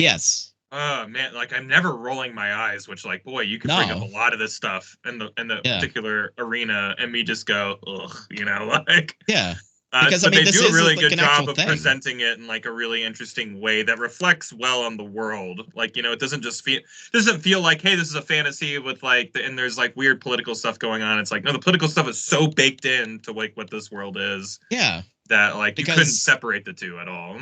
No, because it also all plays into the overarching. Like once you kind of get past that whole like I guess first like main like mission thing of like, and then dealing with like this whole situation about the king and like there being like I don't know how much you guys discuss. I unfortunately I didn't get to listen, but like I don't know how far you guys discussed like plot details. We talked about the king and stuff like that because it was in the promotional material. We didn't go anywhere really past what's in the prologue, just to kind of keep it pretty spoiler free. But yeah. But yeah, like it all leads into like the situation with the king, and then like this kind of like a whole like we got to figure out like the future of the world and everything. We talked about the tournament, and the popularity contest portion of it. Because that is speaking to like they're like, oh, anybody can be the king. So then it's also kind of like bringing like all of the people together, so to speak, and everyone's like kind of like wondering what's going on. But now it's a system based off votes, and then it goes into like voter fraud and yada. I mean, I'm telling you, like a lot of the church is like playing games. The church is like there's lobbyists who will like bring their money to like support other competitors. Like it's very very interesting, Yeah, like I feel like somebody who just kind of is simple, not to sound like a dick, but simple-minded is just going to look at all this and just like see it as very black and white. But it's like, all these things are actually pretty like real world, like, things that we see and stuff like that. Mm-hmm. And Luis, F that guy, like right out the gate, he's just like, I'm an awful human being. I immediately want to kill this guy. Like, so bad. I can't stand you. That's the best. Like I want you to feel that way in a JRPG. If I'm gonna spend 80 hours like with the game, I want to hate that bad guy so bad. Like, it'd be like getting to the end of like 7 and Sephiroth like not being cool. You know what I mean? Or him not being cool the entire time. Like he's just kind of a whiny bitch or whatever. Like no, I'm just like we like 7 because like he's so cool. Like I just feel like you got it. Like your RPG and your story and your stakes rely on the bad guy being like menacing. Absolutely. And he's menacing. And like he's not just like I'm just like an evil guy. Like he's like very intelligent. He comes to but the Berserk parallel. Now I could get into specifics. He's Griffith. Okay. Yeah. Okay. He's Griffith. I need to watch. I need to watch Berserk. I'm like you're killing me right now. How has Dan not seen Berserk? Yeah, that's insane. Yeah, I'm not super familiar with Berserk because also there's like all these. What is there like 2-3 movies? But there's also an anime. No, just watch the 1997 and then call it. You don't need to watch anything else. 1997. I know there's different. Nope. Okay. No, there's not. I mean, there is. No, there's not. He is shutting it down right now. 1997, one season. Watch it all. The manga went on for 1,000 more issues. You're never gonna see that stuff. Don't worry about it. Just watch the first arc and just like be mad, and when it's all said and done, be mad. Yeah.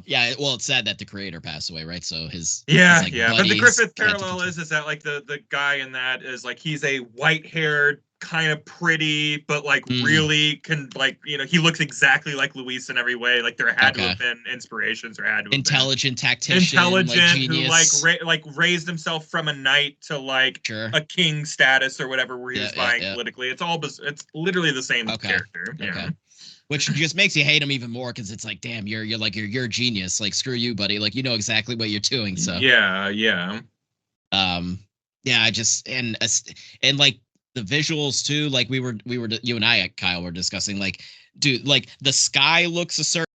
And then like the architecture of like the buildings look a certain way, and then the characters look a certain way, but everything just somehow meshes together. It all just like works. It looks like 3 completely different art styles, and then they just like whoop, they put them all together, and you're like, it's just okay, wild. Yeah. And then somehow all the characters are anime looking. Like it's just like it's interesting to see Eastern medieval like architecture and stuff like that. And Eastern kind of medieval fantasy like tenets, and then like anime, there are some anime that do that, like Vinland Saga and stuff like that. Sure. But like you just don't see it a lot, and I think it makes a really striking visual, so this team is good at presentation and style. It's fair. I am like shocked that they just like went so ham like on like all the menus and stuff like that. Like I'm just you guys don't need to do that. Like I'm glad you they're do. So splashy and beautiful. Like it's just so splashy. Even just like when you're walking from one part of a city to another, it'll just like go to kind of like a transition cutscene or whatever, and it's just like there's no reason to do that, but like it's so awesome because it's just so stylistic. So also, thank you for like the sword skateboard. Like that's freaking cool. The sword skateboard's awesome. Yeah, the sword skateboard is just hop on your floating sword and zip around town. Yeah, that's super fantastic. And the other thing I didn't bring up last week is I brought up a little bit how streamlined the social systems are. Like I never feel like I'm in Persona. I always kind of feel like I'm like, I hope I'm supposed to, like, am I doing all this right? Am I going to fail these exams? Am I spending enough time, like, studying and stuff like that? Did I forget to bring my persona that matches the person I'm trying to, like, expect? There's none of that stuff, you know what I mean? Like, now it's like, if you just want to spend time with someone, you spend time with them. You don't need to worry about, like, what you're bringing in or what status you're at or anything like that. Maybe every once in a while, like, you need a certain amount of courage to kind of do the next social link part or whatever, but, like...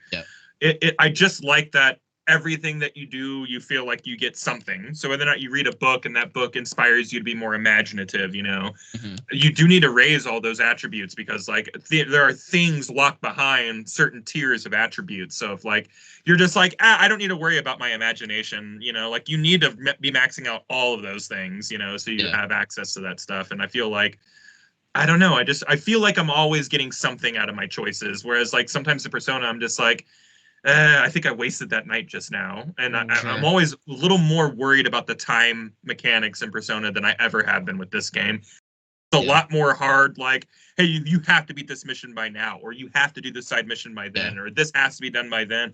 I never feel like I don't have enough time or that I'm like really, gun shy about doing something. So it's just like overall more streamlined. Like it kind of just like... It just kind of like you know what the end game is there because it's like, well, so like for example, and I forget the character's name, but that black woman that you meet, Brigitte, I think, it's an exotic name. She has an exotic name. But she's like, hey, like, could you like do a thing for me? And then if was it wisdom? I think you need level 2 wisdom. So if until you have that, then she's like, okay, well now like I'll tell you what to do. You have to prove to her that you're good enough to like do this thing. And there's a lot of that. So like, and that's nice because then you're like, okay, well I have to be on the lookout for things that raise my wisdom. Right. So maybe I need to make more speeches or go debate more people. Which by the way, the debates are so fun. Like you'll find someone who's up on a podium and you can spend your afternoon debating that person. Oh, and really? You'll get like I haven't tons of etiquette and tons of whatever. But you have to win the debate. You have to like read the crowd and like pick the right choices and stuff like that. So that I just like that stuff. I like that the game telegraphs, hey, this thing's locked off to you right now, but it's because of this. You don't have the courage to do this. So like maybe go hunt bounties, because bounties will always give you courage on top of like, money, and the economy system is so good in this game also. I feel like you're always just kind of getting by. And I don't like having like a million, you know what I mean? Like I like being like, I can't get new swords for everybody. I gotta like kind of pick and choose here. And you have 1,000 like classes in this game, because every archetype is a different class, and every class is a different weapon. So it's like there's a lot of like, okay, I have to have this type of armor and this type of thing. Like you might not ever want to really sell much, because like you want to have those choices for making your builds the right way. So for people who didn't know this, it's a legit RPG. Like there's deep systems. Oh yeah, it's like one of the most RPGs out there. Yeah, and again, like with kind of those still kind of social simi type of stuff that Persona did. You're not dating anybody in this game, so all you horny boys out there, sorry. You're trying to be king. You're not trying to, be pimp. There's a kingdom to claim here. There's a throne to claim. You can't be dating. Yeah. What do you need to get distracted by? Ain't nobody got time girls? for that. I was saying on stream, I was like, I'm only like, well, at that time, 15 hours, now closer to like 21 hours. This might be like a top 3 RPG for me. I'm not even exaggerating. I'm literally right there with you, and I feel like it's delivering on some of the promises that like 15 made with like the road tripping RPG kind of theme. Sure. Yeah. This definitely, like, while you're spending time, it takes a certain amount of days to get somewhere. While you're spending those days getting somewhere, like you can like, oh, I want to go hang out with Stroll or whatever, or Hulkenberg, and like it's just like, or I'm gonna go read a book, or I'm gonna cook, or I'm gonna do all this stuff. Like I just like that stuff, and it feels like you're on a road trip together, and it feels like you're in a real, I don't know, it just kind of feels like you're occupying real space in this game. Yeah, Atlas and this the team that does these games are like really good at like character relations. Yeah, like the relationships between your party and your characters, like they've only gotten better and better with like each Persona game. It's just like you guys are just like nailing this every single time.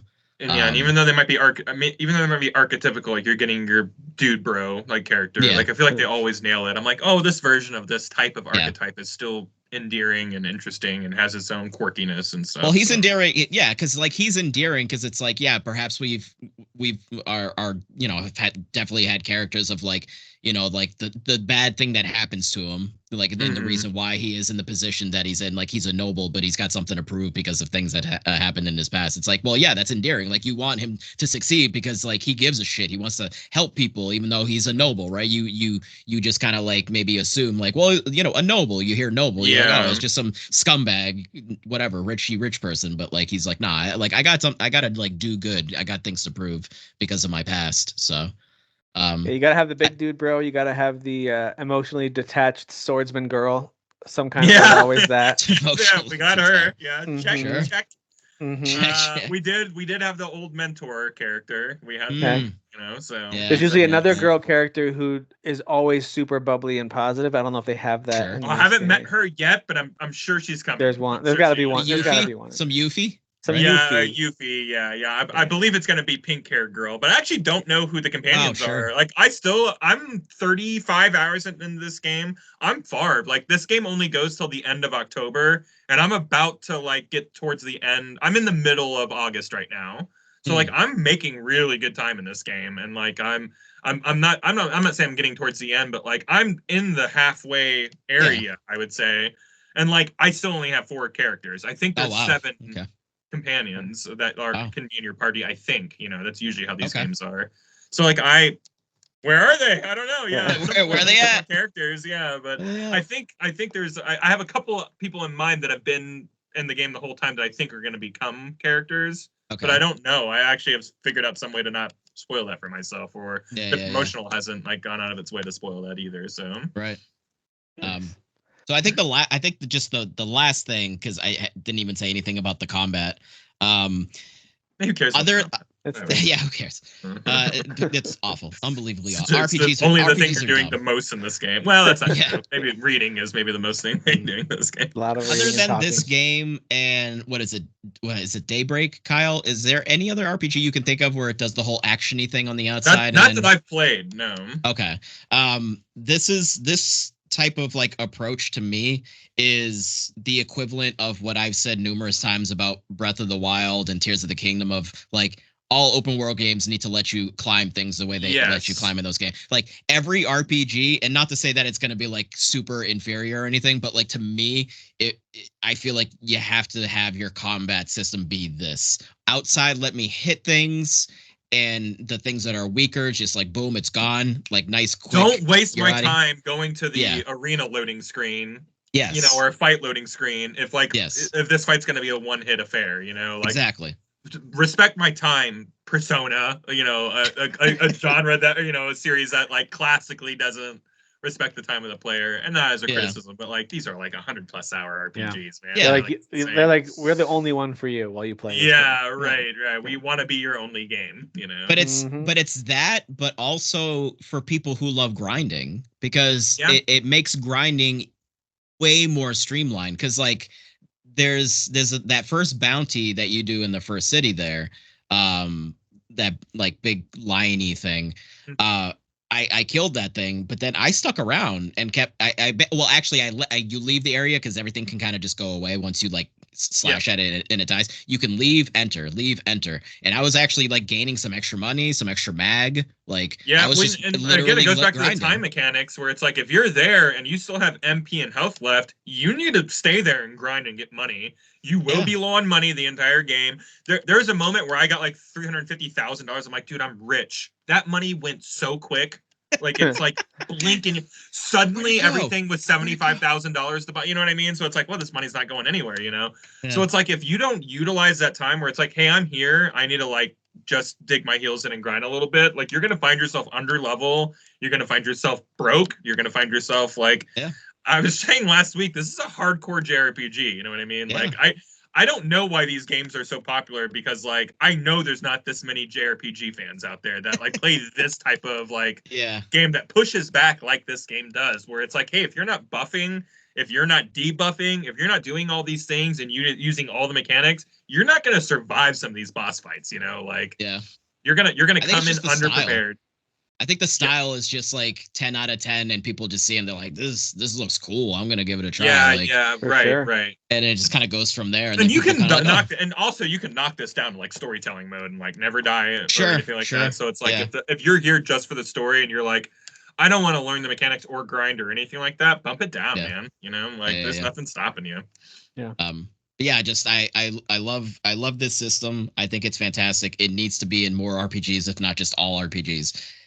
It streamlines grinding, which is always like one of the main gripes with people who don't like RPGs. They're like, I don't want to sit there and just do a bunch of battles over and over, click attack and whatever. It's like, well, this is a nice happy medium. It's a middle ground. You can just kind of very simple action mechanics, just whack things and get your experience and money and so on and so forth. And then if you want to choose to go into that, which also, Kyle, it took me 15 hours to realize. It took me 15 hours to realize, Kyle, that the enemies that are at your level or higher, when you hit them, right, and you deplete that meter, and then you hit triangle to go into the battle with like the upper hand.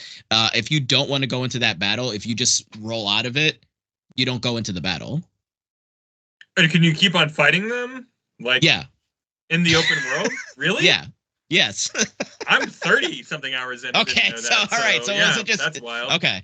Yeah, so like because that what was it? I was still going up the tower, and I see that triangle button. I'm like, we're pressing it in, you know? Well, right, but like I was in the tower one of the days, and then I was starting to get low on MP, and I was like, God damn it, I'm already like getting low on MP, and I think I just like hit circle by accident and rolled out, and I was like, wait a minute, hold on, now the enemy's this enemy will like be on the ground stunned, stand up for a second still stunned, and then the meter starts filling back up. So what I did is then did a couple more rolls to like dodge, because obviously it tries to attack you. So you can actually fully defeat the enemy on the so that's awesome. Cool. MP, much like Persona, is your major enemy. Like I especially that first, by the way, and this is not a spoiler, it's more just a heads up, like a hint or whatever. That first dungeon in the cathedral or the catacombs has far and away been the longest dungeon of the entire game so far. So like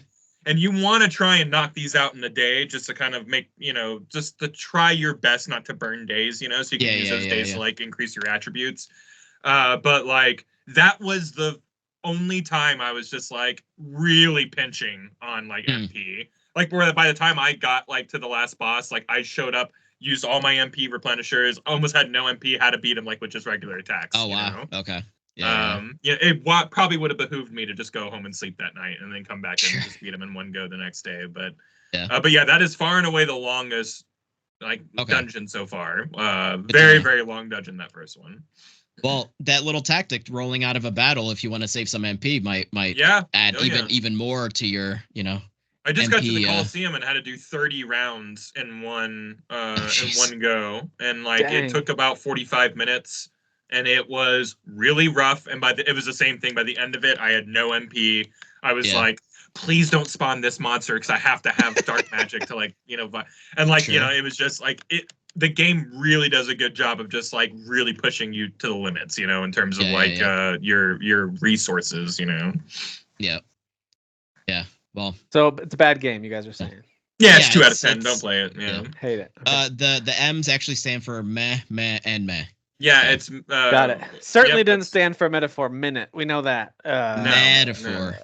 It didn't stand for minute. We know that. But metaphor. To be fair, there was a minute in there. There was multiple minutes. Yeah, you can choose a couple minutes, Yeah. So it's a good game. This is absolutely on the Game of the Year short list for favorites for this year. It's fantastic. It's gonna be. I wonder how the reception is. Like, is this mainstream enough to like be a front runner for like Game of the Year at the awards? At the Game Awards. Like, is this? Everyone's boiling it down to Metacritic, and if we're going off of that, it's the highest, right? Isn't it? So.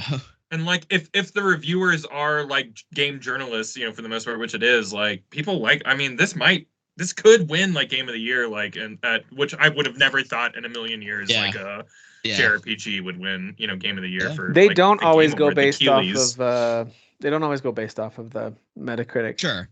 Okay. So like Overwatch 1, I don't think that was a Metacritic darling necessarily. If I could be wrong. Mm-hmm. Yeah, I was just. Because I see, you see people that. Just but hey, this one's a 91, so only things above it would be like Rebirth and Astrobot. Yeah. So Metaphor's at a 91. Oh, did it? I thought it was higher. Might be 92, but it's up there. Unless it dropped. It was 93 last week. It's probably gone down. I mean, usually these things kind of fall a little bit. For some reason, I thought it was. I still use OpenCritic. When you look at Metacritic, it just splits it out by console, which I don't understand. I don't think that's a. So like maybe on one console it has that, but it's at a 92 now. I went back up one on OpenCritic. So when you average it across all platforms that it's on, it's at a 92, which puts it. 1 point behind Rebirth at a 93, 3 points behind Astrobot, which is at 95. So like, absolutely.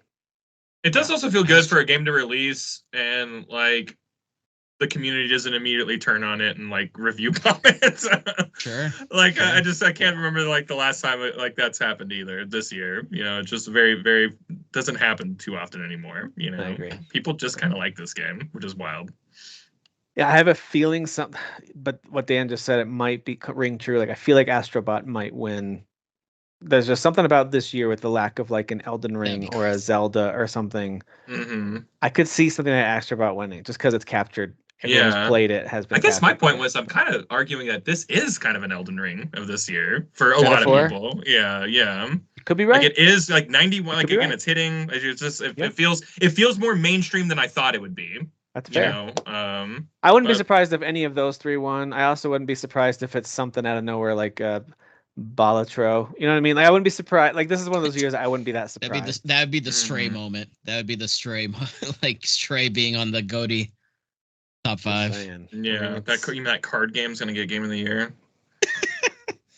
What a world we live in. What a world. It's gonna be Animal Well. Everybody liked that game, and I'm like, I don't know. Sure. Whatever. Yeah, okay. Hey, as someone who actually put some time into that game, it's not all that great. Like I've played some really, really good indie games. I just don't think that was that game's getting a weird amount of buzz. Yeah.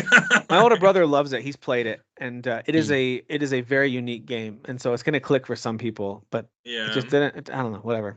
Okay. Couple news items before we do our tier ranking to close things out. We got Marvel's Spider-Man 2 has been confirmed by Insomniac that it will have no additional story content, which is great because I don't want any more of that boring story. I don't want to dig into that anymore.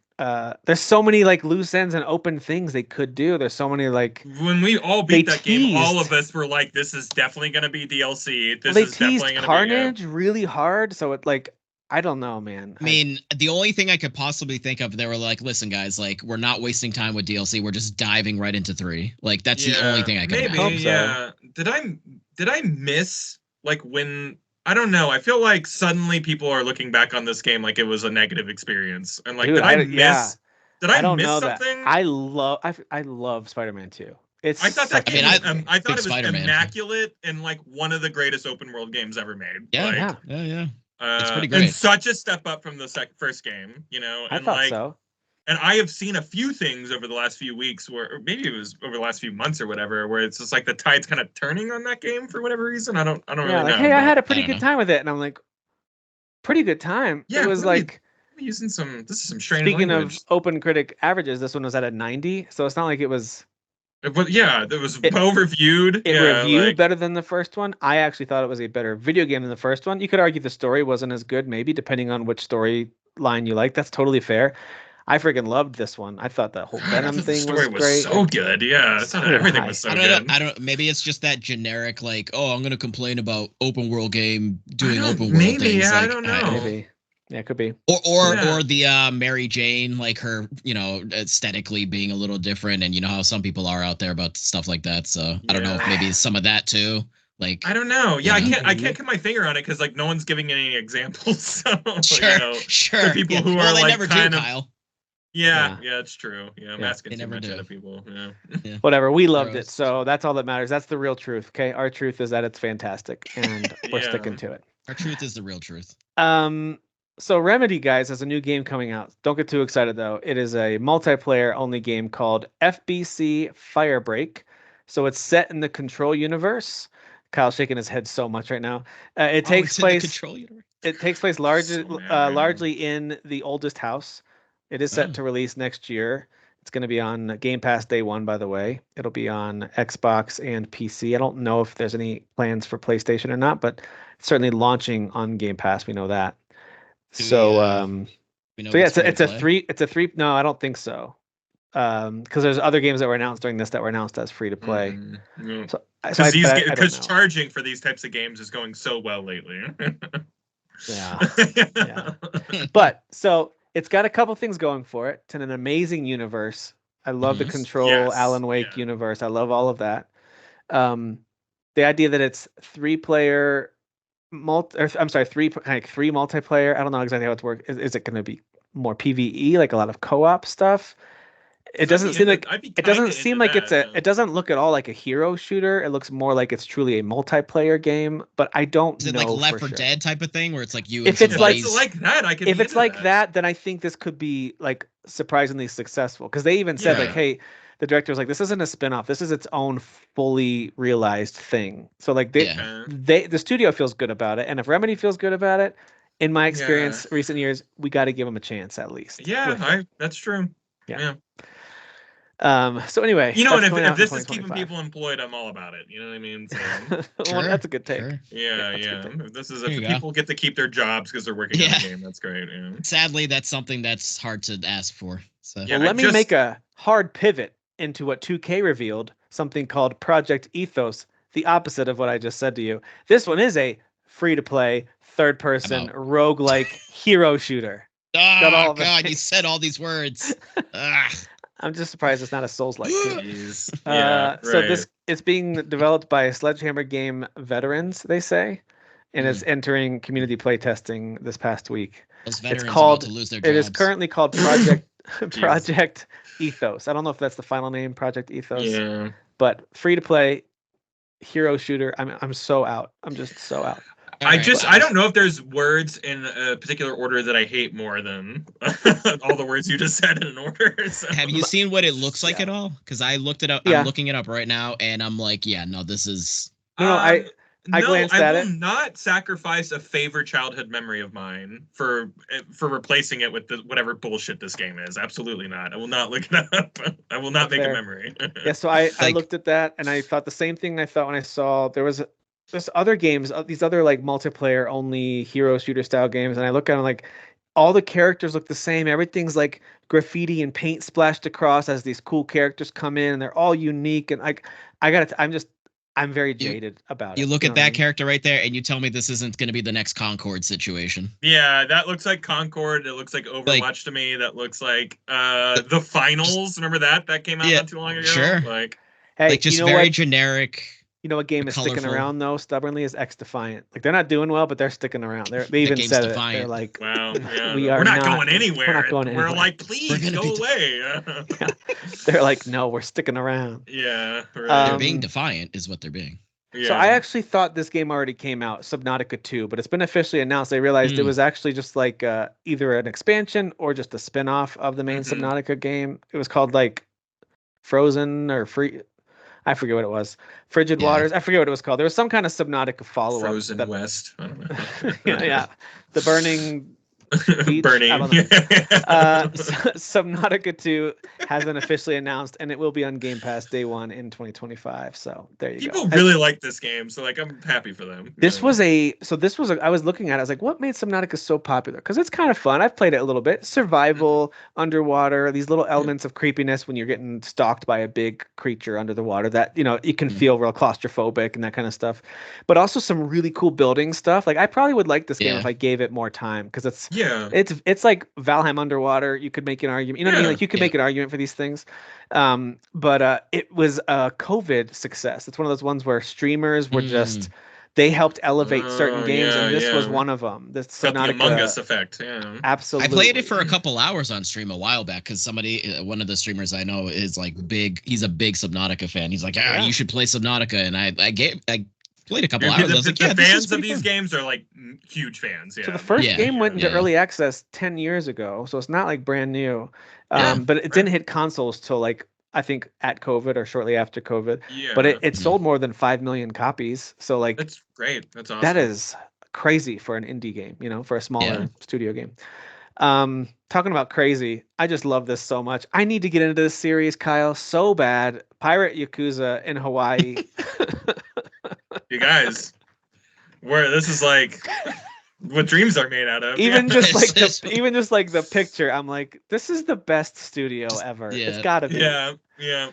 So anyway, now it's going to release 1 week earlier, literally because of Monster Hunter Wilds. Like, they haven't even pretended like that's not why. And just like the respect Japanese people have for each other, like we don't want to be in competition. Right. We'll take this week. You guys take that week. And then they bow at each other, and then they leave. By the way, couldn't be more different, those games. So it's like one doesn't target stop audience on the other. Although, like even Kyle, there's probably a lot of views though that like both these series. I'm sure there's some crossover for sure, but like like you're not gonna be like, well, I just couldn't play one game because the other game was getting in the way. Like there's such different flavors, like play whatever you feel like.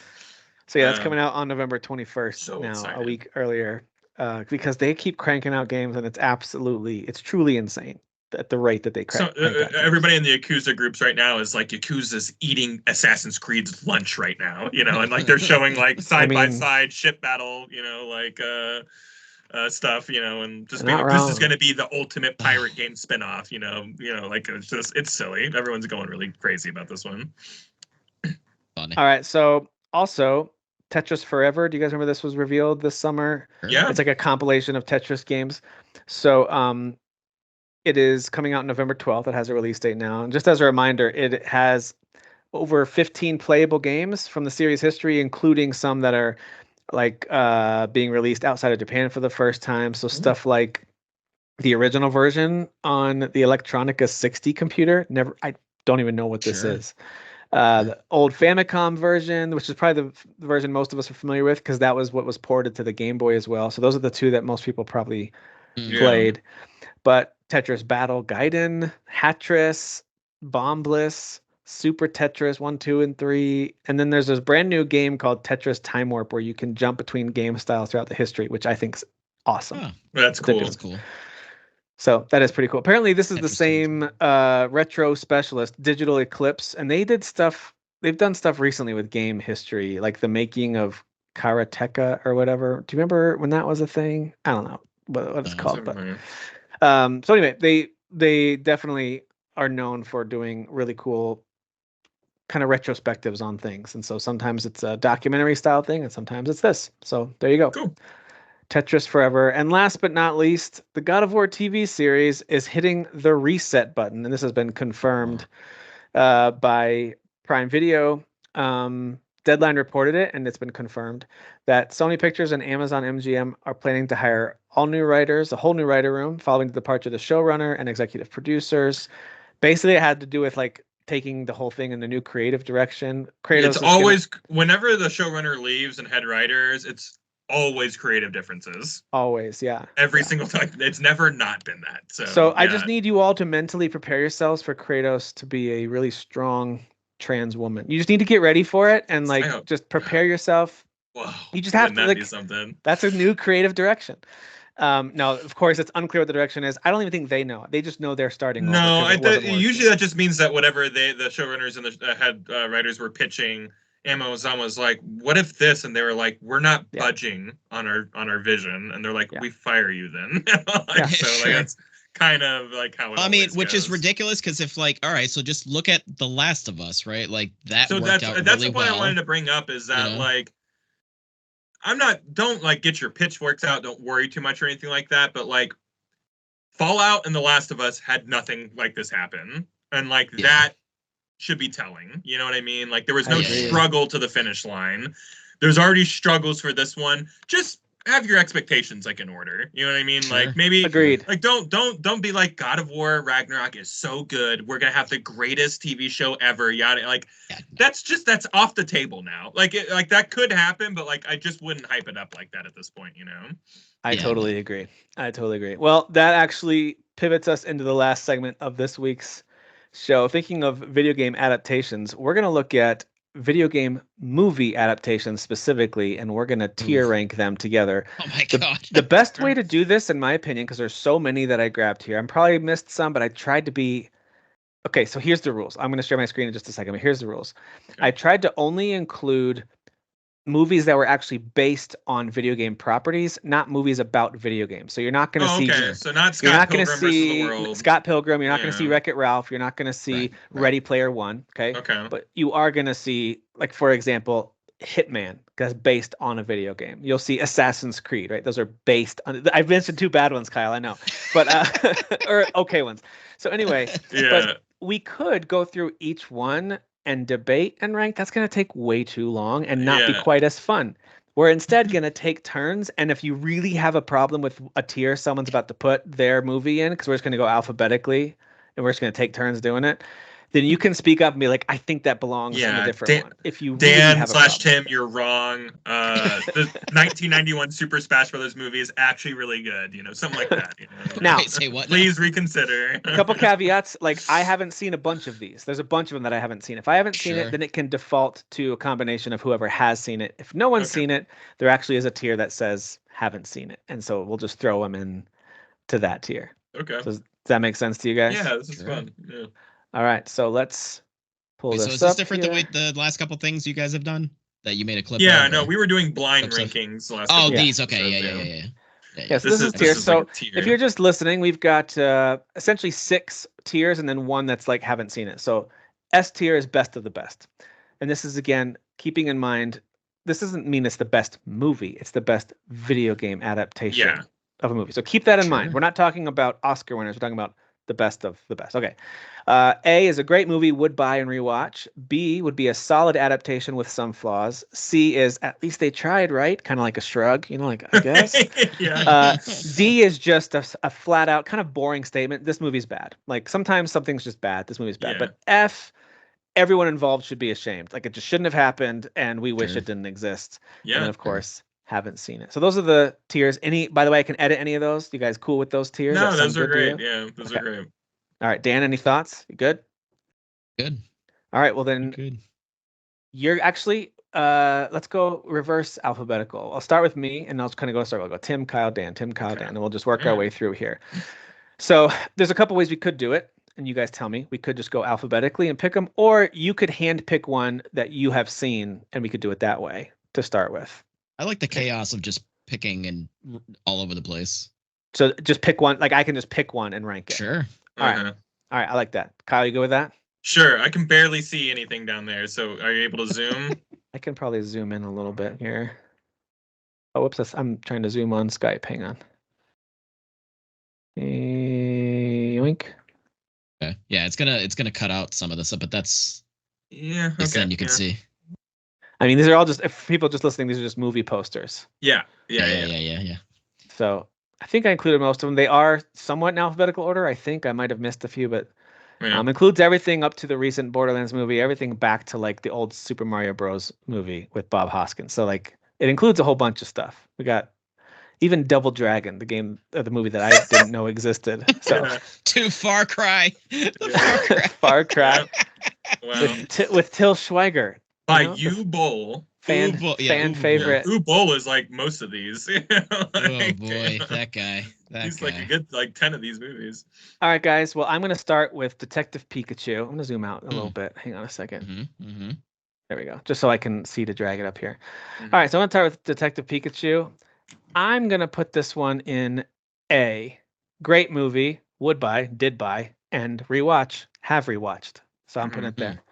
I like that movie. Kyle, will go to you. And by the way, if you guys have if you're cool with it, leave it. But if you want to speak up, now's the time to speak up. If you think it belongs somewhere else. Well, no, I think that's fine. Yeah. I'm just gonna get it out of the way. I think Silent Hill is the best video game movie ever made. So you want to put it in the S tier? S it up. I think that's a good S it up. S it up, man. To be honest, I've always thought of it as one of the best. Yeah, one of the best. It's so good. It has no right to be as good as it is. Again, in the lens of a video game movie, like it is not a great movie, but like it's a pretty dang good movie. I haven't seen it, so I can't argue one way or the other. So I trust you on that one. Dan, what about you? Which one do you want to rank? Well, you know what? I'm gonna be obvious here, and I'm gonna say Advent Children is an S. Yeah. All right, Advent Children. I have no argument against that. Yeah, the story can be kind of like, oh, this is a little. You guys kind of went a little ham here, a little goofy, but like the action is unbelievable. Yeah, but the action and characters. The fight scenes are amazing. Yeah, I remember showing it to people who had never heard of Final Fantasy before. Just like, watch this fight. Just watch this fight. You know? My favorite thing is the director. Like, whenever he found out, like halfway through making this movie, that like motion technology was like picking up in terms of like motion capturing.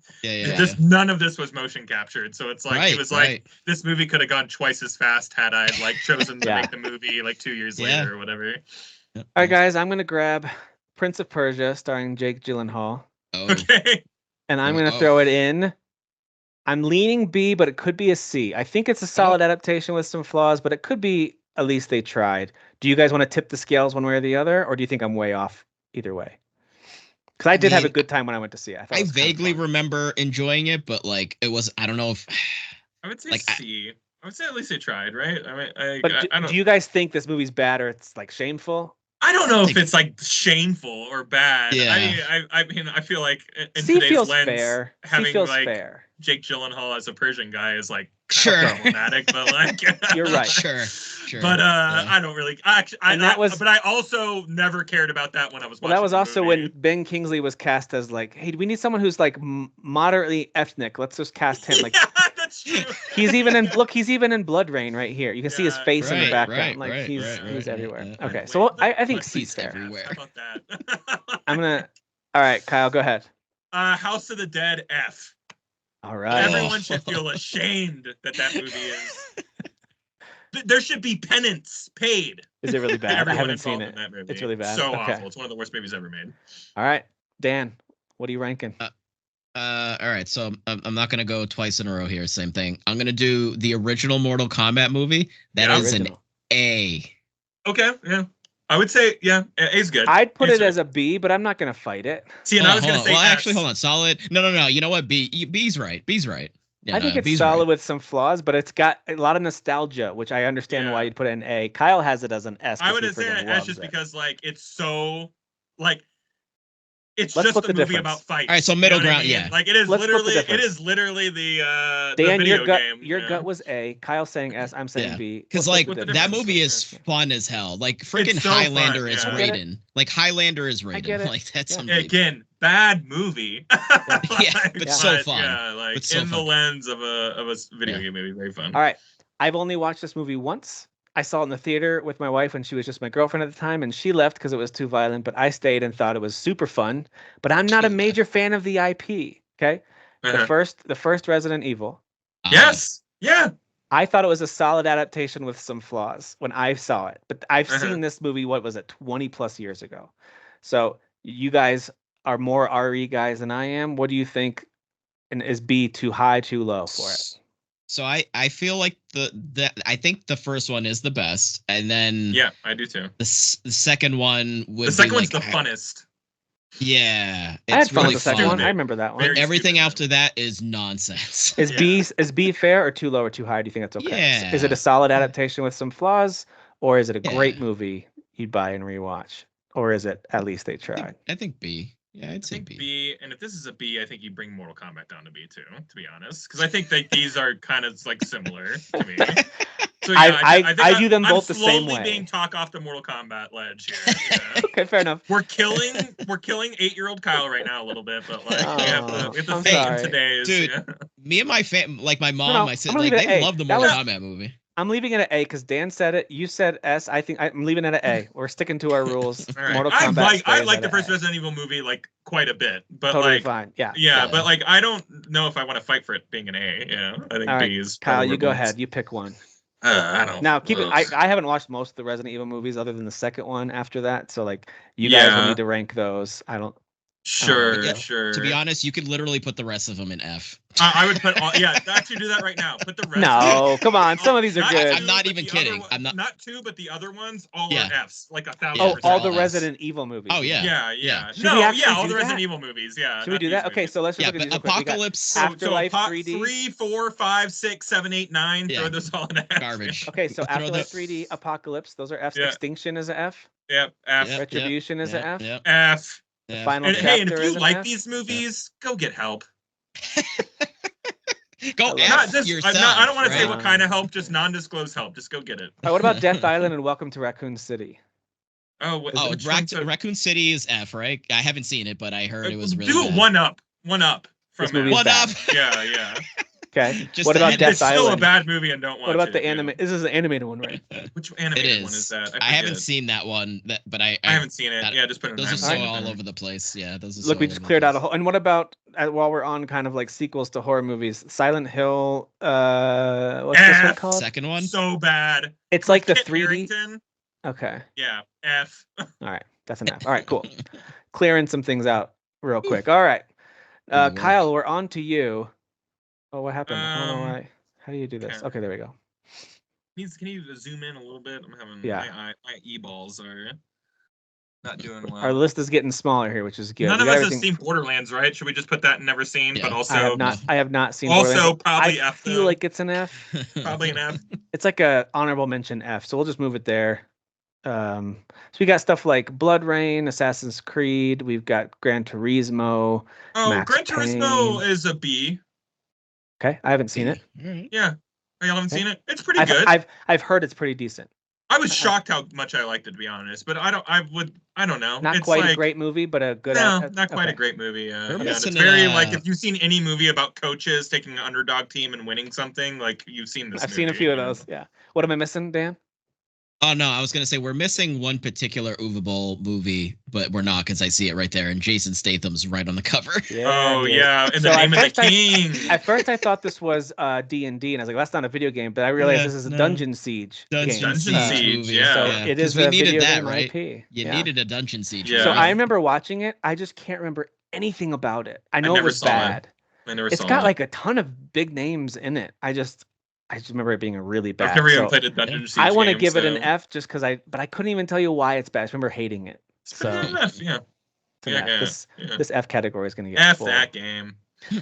All right, Dan, you go ahead and go. You pick one. Let's see. You know what? The first Sonic, because I haven't seen the second one. The first Sonic movie is pretty fun. Yeah. I give it an A. I'd actually give it an A. Oops, wrong one. I think it's really fun. I have no disagreement with that. What do you think, Kyle? A? I'm okay with that. Yeah, that's fine.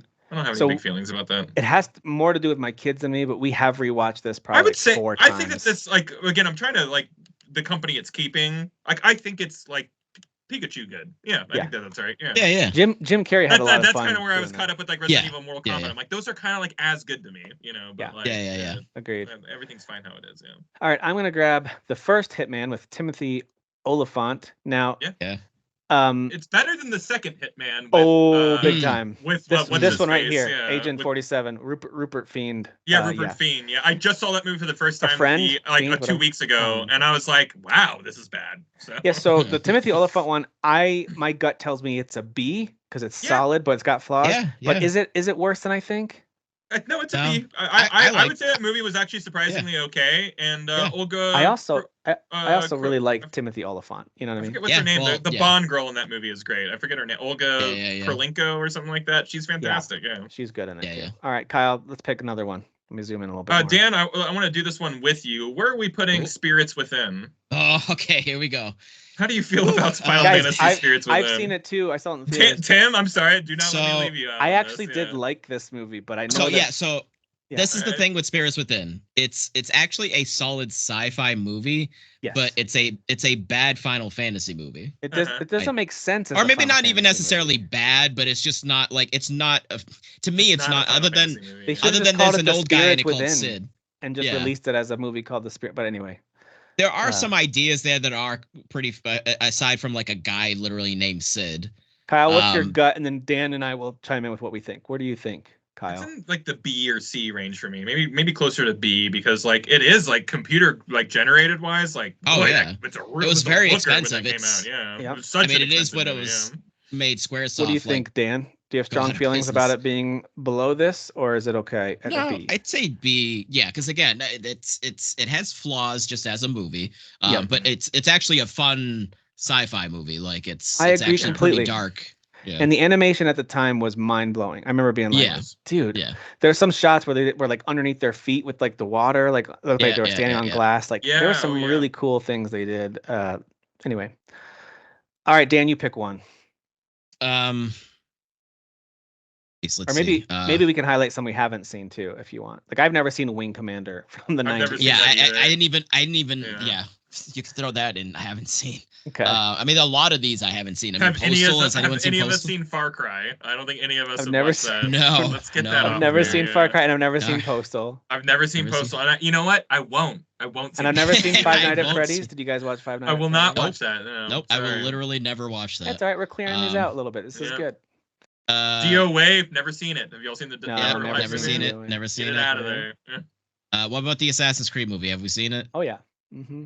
Yeah, I think Tim saw that. I don't think any of us saw Monster Hunter, right? With Mila Jovovich. No. Get that out of here. Yeah, get Angry Birds movies. You know what? How about those? Put that in F. Just shove it in there. Put that in F. It needs to pay its. She is the all-star of the F ranking. That's true. Put her with her others. Yeah. I like Mila though. I like Mila. All right, Dan. Any of these others that you've seen that you want to, and if not, we can just start picking out ones that we have seen the rest of the way. Man. Any others that you've seen? I can call one out if you want to keep looking. I mean, all right, original Tomb Raider movie. Lara Croft with Angelina Jolie. Yeah. Lara. Yeah. I liked it. I like it. I'm bouncing between B and C. Okay, Kyle, what do you think? He's C for me. I think C, and the one thing I will highlight from it, it's probably closer to a B for me, but C's actually fine too. I just thought she was a perfect cast. Like she did a really good job. In that role. Yeah. Of course, she looks fantastic in the role, but it's also like she actually did the English accent really well, and I was like, yeah, she's Lara Croft. Like that's that's kind of what you imagine she would probably. She embodied the role well. Yeah. well said. Now the follow up to it, I thought was really bad. Yeah. Cradle of Life one. Did you guys see that one? I don't remember disliking that one, but I don't think it was a F, but I think it was this movie is bad. I think it dropped down. I think the consensus is that it was the worst movie too. Yeah, but good. I don't remember. I remember seeing the first one at least a couple times. So either one of you see the Max Payne movie with Mark Wahlberg? It is hot garbage. I've never seen it. It's an F. It's an F. It's so fun to give these F sounds. It's so fun. Yeah. God damn it, that movie is so bad. Mark Wahlberg? Marky Mark? All right. I'd like to make an argument that the Jean-Claude Van Damme Street Fighter is a bad movie, but I don't think it's an F because there's enough about it with Raul Julia as M. Bison. I just thought it was I thought it was so dumb but so fun. I thought, dude. You could elevate this to a C, and I wouldn't be mad, to be honest. I think I've never seen it. It is like definitely okay. Get your bros together, have a couple drinks, watch a bad movie. Like that's like this movie, and you're gonna have a good time. You're not gonna be like, why did we watch this? You know, like. Okay, if you were a Jean-Claude like late '80s, early '90s fan, if you liked Street Fighter, like there was enough there to be like, that was pretty cool, dude. He's playing all American hero Guile, and he's like, I am going to kick Bison's ass, you know, and I'm like, why is he talking like that? Like, it was so bad, but like fun bad. I don't know. I liked it. Man. Ralph Julia saying that like your village burning down was the worst day of your life, but for me it was just a Tuesday. Is I'm telling you, legit one of the greatest lines in movie history. He's one of those actors who died so like too young, because I was like, what else would that guy have done? Because he was good in Addams Family and like he's absolutely fantastic. Yeah. All right, I want to call out Ratchet and Clank, which I thought was pretty fun but not amazing. I'd put it, at least as a kids movie, in a B ranking personally. See it, so I'll trust you on that one. I didn't see it. I'm not offended by this. So I thought it was a solid adaptation. It has some flaws. It doesn't have great pacing when you compare it to DreamWorks and Pixar and the best of the best. But I thought it was pretty funny. Well, it's based off of the first game, right? Made the first game. It ties right in. Yeah, it ties in with the 2016 remake or whenever they did that remake, which was pretty solid. So that was a good game too. Yep. Have either of you seen Need for Speed? I never watched it. No, I didn't watch this piece of shit. I've heard it's real bad. Yeah. That poor guy, like coming off of Breaking Bad to do that movie, like that's so sad. All right, I'm gonna throw Assassin's Creed a bone here and say my gut tells me. I haven't seen it. You're gonna have to just I'm gonna throw it in a C because at least they tried. It's close to, for me personally, it's close to bad, but the cast was really good and they didn't do a bad job with their roles and stuff like that. And I do think they tried. It just wasn't very memorable or good. Okay. But I'm going to put it in, at least they tried, for Assassin's Creed. Some people might like it more than I did. I didn't. It actually got like a second life on Netflix like this year, and like was like the most watched movie like for one of the months on Netflix. Oh wow. Yeah. All right, did you guys see the modern day Tomb Raider with Alicia Vikander? Mm-hmm. I have not. Okay, so I will get out of the way and say that everybody liked this movie way more than I did. Okay, fair enough. I don't love it. I thought she was also a pretty good cast for this. I thought she was great. I think she's a fantastic actress. And Walton Goggins probably was asked to do his most boring role of his life, and he still did a pretty good job with it as the villain. But like, usually he gets to do much more colorful, fun characters in his career. Anyway, to me, this is probably a C. I personally might even bump it up to a B. But what do you think, Kyle? Is it bad, or is C okay for this one? Do you think it's a bad movie? Which one C? At least they tried. I would probably call it a C, but like if you liked it, like B, it wouldn't bother me. No, I think C is fair. They did try it. You know what I liked about it? They tried to make it more like the Tomb Raider reboot from 2013. They really did. I did like that too. I will say that opening up on the bicycling scene, like that's the very first scene of the movie. I'm like, this is not a good. That was not good. Yeah, like this is not a good first impression. Yeah, they did a pretty good job of adapting the scene in the 2013 reboot where she kills someone for the first time. They did a pretty good job of recreating that type of moment, but a lot of it was also like, okay, this tiny girl is not doing this to all these huge, strong mercenaries, but whatever. Okay, guys, I'm gonna go out on a limb. I think the animated Mario Bros is S, or at least A. I think it was so good. Definitely S. Okay, that's tier for sure. That movie made me be like, hey man, like this is why when I grew up with Mario and what Mario means to me. I sipped the Kool-Aid hard on this one where I'm like, I really like this movie, and I watched it and I go, I really like this movie. I feel like it was a no dust slam dunk for me. So now we've each picked one S. That's good. So Kyle threw Silent Hill in there, Dan threw Advent Children, I threw Mario, and I think we're all in agreement on all those, at least from what we've heard of them. I think we've all seen these two. I have not seen the Silent Hill movie. You guys, if you want to see Pyramid, if you want to see Pyramid Head rip off someone's skin, look no further. Let's talk about a different horror IP. Alone in the Dark, I heard was pretty bad. I haven't seen it. I heard it was awful. I haven't seen it. The U-Bowl movie. Oh my god damn it, U-Bowl. Didn't he also do Blood Rain? He did. It's really bad. I have seen that. That's an I watched Blood Rain and it was horrific. Like, I remember I remember when this actress Christiana Loken was starting to kind of like get these roles. She was in Terminator 3. She was in Terminator 3, and I was like, this girl's not a good actress, but like if you put her in the right role, like Terminator 3, which wasn't a great movie, but if she doesn't have to do a lot of talking, she's fine. In the Blood Rain, she could have a Gino Carano career. You know what I mean? Like where it's like, yeah, I don't know. There's something. Don't give her like thoughtful, chatty. Yeah, don't give her a monologue. But like, if she needs to be physical, like this is a bad movie. Yeah. Blood Rain is a bad movie, guys. I also think Doom was pretty bad, but not F. Maybe not movie F is bad, but like maybe one up from F. There were moments in it that I thought, oh, I kind of liked how they tried to incorporate the FPS view for that one segment, but I just thought it was a bad movie. Everybody who is in this movie are now like huge stars. They're like Rosamund Pike and Carl Urban. Like it's so crazy. It's like, how did y'all survive this movie? Well, Carl Urban went on not too long after that to do the Judge Dredd, like a couple of years later, maybe. One of the most underrated movies ever made. Like such a good movie. It's so fantastic. That movie is excellent. I highly recommend it to folks. All right. I'd like to put Warcraft also in this movie is bad. And the only reason I won't give it an F unless you guys disagree, if you've seen it, is because I actually thought a lot of the special effects were good enough to be like, all right, that was kind of cool to see on a big screen. But the movie was so poorly written and made. I thought it was really bad. I would say it's pretty poorly written and made. I didn't hate it in the way that a lot of people hated it, but like is it at least they tried for you, do you think? Or is it maybe, but I would put it in D.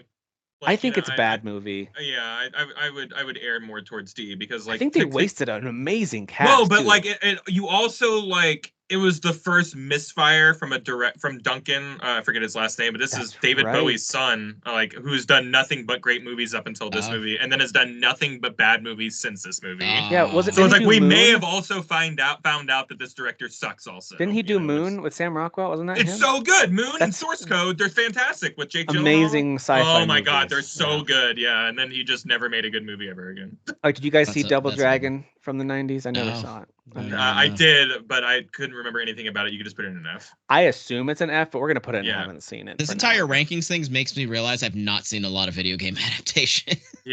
Movie adaptations. Yeah, the thing about this backlog Hall of Shame though is that the movies are what should be ashamed for the most part, not so much us not seeing them.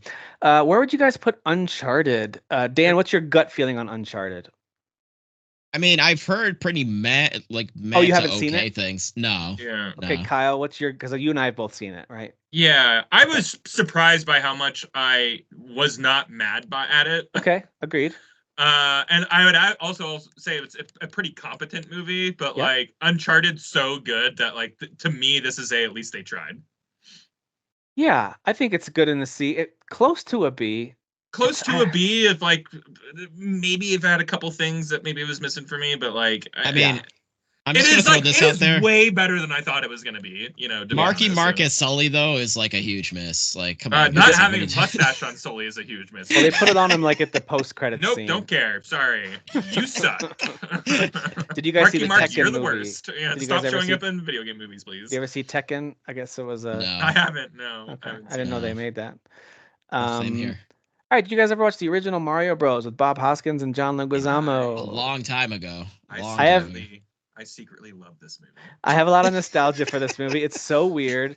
Yeah. You even have... It is a fever dream of ideas. Dude, what's the guy who plays Bowser? The guy from Speed. Dennis Hopper. Sure. Dennis Hopper, right? Who's like... chewing scenery in this movie. He is having so much fun with this role that is so strange. Also, the chaos on set, like if you please, for the love of God, look up stories about the chaos on set of making this movie. Oh my God. It is insane. But can I put it in A? Because I think it's alongside stuff like... Yeah, I don't know. I think this maybe belongs in the B? Maybe even the Prince of Persia like bracket, where like at least they tried. You're watching it the same way you're watching Street Fighter, where you know it's like I'm having a good time, but this is I don't know. I couldn't tell where you're going with your nostalgia for it. I don't know, man. Like they spent a lot of money on this movie. Like when you look at this movie, it is a cyberpunk dystopian movie. Like it is really weird how actually like good the sets are in this movie. It's a lot like with Blade the fungus Runner, and everything. Some of the visuals, they try to copy Blade Runner and stuff like that. Yeah, absolutely. It's weird. Yeah, it is like so. On that alone, I'm like, dude, you got people are sleeping on how much money like was put into this movie. But then they like the things that keep it down. It's just very strange. Has nothing to do with Mario. The Yoshi animatronic that looked like it was a really bad Jurassic Park raptor, and then they had looked like the failed Goombas were like shrunken head henchmen. Nope, don't understand that at all. I don't know. So at least they tried. Like they one really of the scenes are them like making the Goombas like dance in an elevator. Like it's a dumb movie, man. Like it's really bad. It's literally the epitome of at least they tried. Like but it's a very again, like if you have a drink with some buddies, you're gonna have a good time watching this movie. Yeah. So I will say this. So the Angry Birds movies, both of them, they're pretty much equivalent. I've seen them both with my kids. They're both based off of a mobile game. So like, what do you really expect from a really shallow game? You're going to get a really shallow movie with like easy jokes, family friendly. These are both C's in my mind. They're not bad cartoons. They're just not great. But my kids laugh at them a lot. I just don't. I haven't seen them, so I'll have to take your word for it. I'm dropping them both at C unless you guys have a problem or Did Dan freeze or did I freeze? Oh, for a second. Yeah, it did freeze for a second and then. Okay. Oh, weird. All right. We just put Final Fantasy Advent Children as an F. Okay. Okay. F for Final Fantasy. Right? All right. Speaking of F, I say we throw Agent 47 with Rupert. What's his name? Friend or Fiend or whatever. That was such a bad take on that movie. I thought. What'd you think, Kyle? I hated it. Because I love Hitman, and I just thought it was such a bad. Whatever. He looks cool. This is a cool shot. It just was not good. It didn't work. Yeah, there were scenes where like I think they forgot to put the barcode on the back of his head. Like, how'd you forget that? How did makeup forget to do that? I just saw this movie like a couple weeks ago. So, well, check out the B list and C list cast for Street Fighter: Legend of Chun-Li. Did you guys watch this one? No, I did not watch this movie. No, I remember it's got like have Chris Klein. Yeah. I think that's who I'm thinking of. The guy from Michael Clark Duncan, I think, is over here. Okay. Anyway, and Kristen Cruick is the lead as Chun-Li. So I heard it was really bad, but I never saw it. It was awful. Yeah. The dude from Black Eyed Peas, right? He's Vega from Black. He plays Vega. You're right. Yeah. I know it's you're literally about like the singer or musician from Black Eyed Peas is Vega. But he's not any of the ones that you see up front with Black Eyed Peas. Like he's not Fergie or right. What's his name? He's like one of the guys who dances around a lot and kind of every once in a while goes, yeah, he doesn't really do much. Basically. All right. Mortal Kombat Annihilation, the follow-up to the 90s classic. Oh, boy. This movie sucks. But it's also a movie that you can have a good time with watching with buddies, but like not in the same way as the other ones that we've been talking about. Yeah, to me, it's a D. It's a D. Yeah. Like, so like, it's like there were ideas of like, at least they tried, but like they tried them badly. Dude, everybody is overacting so hard in this movie that's where I get the entertainment from. Like whenever Night Wolf is explaining what animalities are, I'm just like, this is so awful. Like it was really bad. So stupid. way to lose what's his face Highlander there as Raiden. Like it just I know, completely different actor. So it's like that's jarring and like yeah, man. All right, well, what about Dwayne "The Rock" Johnson in Rampage? This movie sucks, dude. I watched it, and I was going to say D, but I don't disagree with you. It is really bad. It is really bad. I just don't know what it has to do with the game at all. Rampage? Like, it's just a kaiju movie. It's like a bad King Kong movie when it's all said and done. Pretty much. I guess that's what the games are too. I don't know what I was expecting out of that. Why would you take that property and go multi-million-dollar movie? Yeah.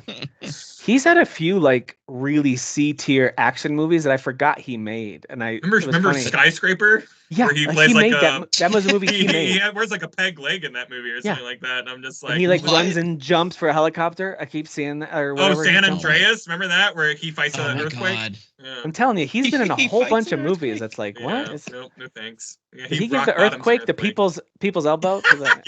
He rock bottomed some rocks. All right, Sonic 2 I do think was pretty good. Not quite as good as Sonic 1, but I thought it was pretty fun follow-up. And Knuckles is great. Idris Elba as Knuckles was perfect. I mean, that's fantastic. Yeah. It's pretty fun. It's not, to me, it's kind of on par with the first one, but I think it's under B, solid adaptation with some flaws. That sounds right. I think that sounds right. The stuff they do at the end is really fun though. With the final battle. All right, and last but not least, the most recent Mortal Kombat flick. Yeah. That came out. What was that, 2021 maybe, or? It's during COVID, I think, because it was it was during COVID. Yeah. Okay, so it was sometime in the last 4 years. I really enjoyed this movie, but I know it's also not great. What'd you guys think? You're bigger Mortal Kombat. I'm right there with you. I enjoyed it, but it's not great. Yeah. I would say I liked it less than the original Mortal Kombat, to be honest. Okay. To me, it's a B. Yeah, it's like, I think B's fair. There are actually things about this that are more Mortal Kombat than the other movies, but then you also have this generic like no-name guy that's the main character, and it's like, why are you here? Tournament are big. Yeah. Well, because like, it's like they're framing it almost like a Mortal Kombat 0, and it's like, I mean, sure, I guess, but like, give me the tournament, man. I want hang it on Louis Tan, who A, can't act, and B is the character sucks. Like, it's not a character at all. Yeah, that was like, a really bad decision because some of the stuff was Sub-Zero. Liu Kang is literally right there. Right. Yeah. But hey, the Sub-Zero and Scorpion stuff was really cool. Like that. It was so good. All that stuff belonged in a different movie. That's an S movie. Like, seriously, that first sequence, sequence of that movie is such an S. And even the fight when they kind of there's like a the fight at the end is good too. Yeah, the fight at the end is really well done too. Yeah, so I Carl Urban's about to be Johnny Cage, and like I think the next movie's gonna be awesome. I think it's gonna be super fun. Carl Urban is Johnny Cage. He's Johnny Cage, dude. Yeah. I think his demeanor works for that for sure. And now that I've seen him in The Boys, I can see it. Yeah, it's just he's playing that character, but in Mortal Kombat. Okay, fair enough. Like Johnny Cage. English. Well, there you go, guys. There's our video game movie adaptations tier list. Only a handful in the S or A rankings, which is pretty appropriate, I think. Yeah, but hey, a healthy number in the B and C tier that are at least worth a look if you're interested. And then pretty much everything else, don't waste your time unless you are a mega fan of that IP or just like to punish yourself with watching garbage. Feel free.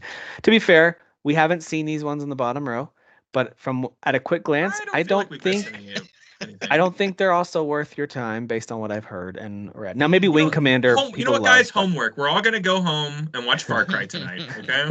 Yeah. I'm going to watch all the Uwe Boll movies. We're going to come back. Yeah, we're all going to watch every Uwe Boll movie, and whoever doesn't kill themselves before next week becomes king of the podcast. Hey. Yeah. That's a fun game. I like that. It's like Metaphor. We're going to do Metaphor, the video game.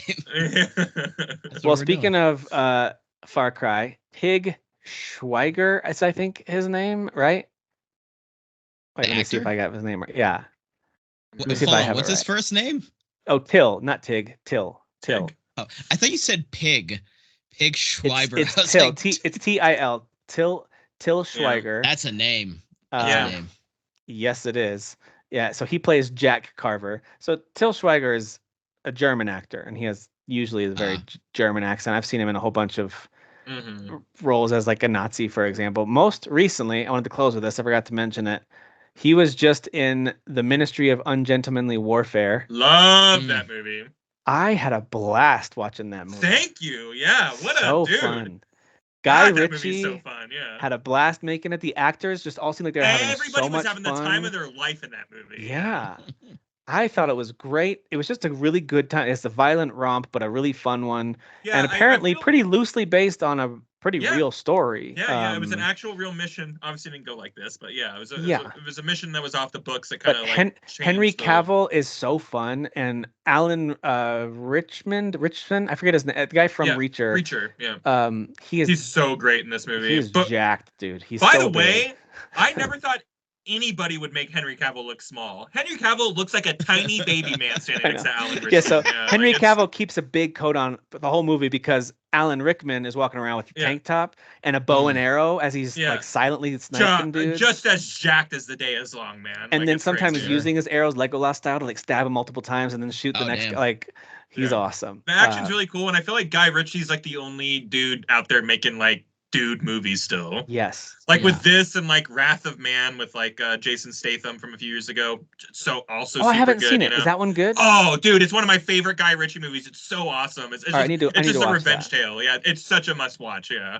But just FYI, I'm a huge Guy Ritchie fan. So like when I say it's like the best thing, it comes from a place of like just being a fan of like his style of stuff. So there's certainly comparisons to be made to stuff like Inglourious Bastards, and I think that's actually a compliment to it. Like it's another violent, fun romp of Nazis getting killed. It's definitely his, by a ragtag band of like it's the same these guys don't follow the rules, but like they're British this time instead of following Brad Pitt's hilarious. It's a complete do an Italian accent guy. Yeah, Buongiorno. Yeah, but they both feature Far Cry's famous Till Schweiger is why I still don't know who this is. I refuse to look it up. He's in Inglourious Bastards. He's in he's the main Nazi guy that wants to torture people in Ungentlemanly Warfare. Oh, movie. Okay, yeah. And all right. he's the face. He's Jack from Far Cry as well. Yeah. So. All right. Cool. Till Schweiger is my new favorite actor, you guys, is what I'm trying to say. Yeah, right. Next week we're gonna go over more Till Schweiger stuff. Only Till movies. Only Till. Yeah. Yeah. So anyway, yeah, that was fun. We've successfully ranked some things in these various tiers. We'll try to do something a little more. I had a feeling I was like, this one's gonna be so negative because there's so many crap video game movies. But there was more positive than I thought there. There was more. I have a strange amount of soft spots for a couple of those movies. Me too. Yeah. So I'm with you. But anyway. Well, anyway, thank you all for watching and listening to that ridiculousness. But that's what we do here. We do ridiculousness. Thanks for tuning in. Make sure you like and subscribe to the channel, all that good stuff. Dan, good to have you back. Thank you both for being here. Peace.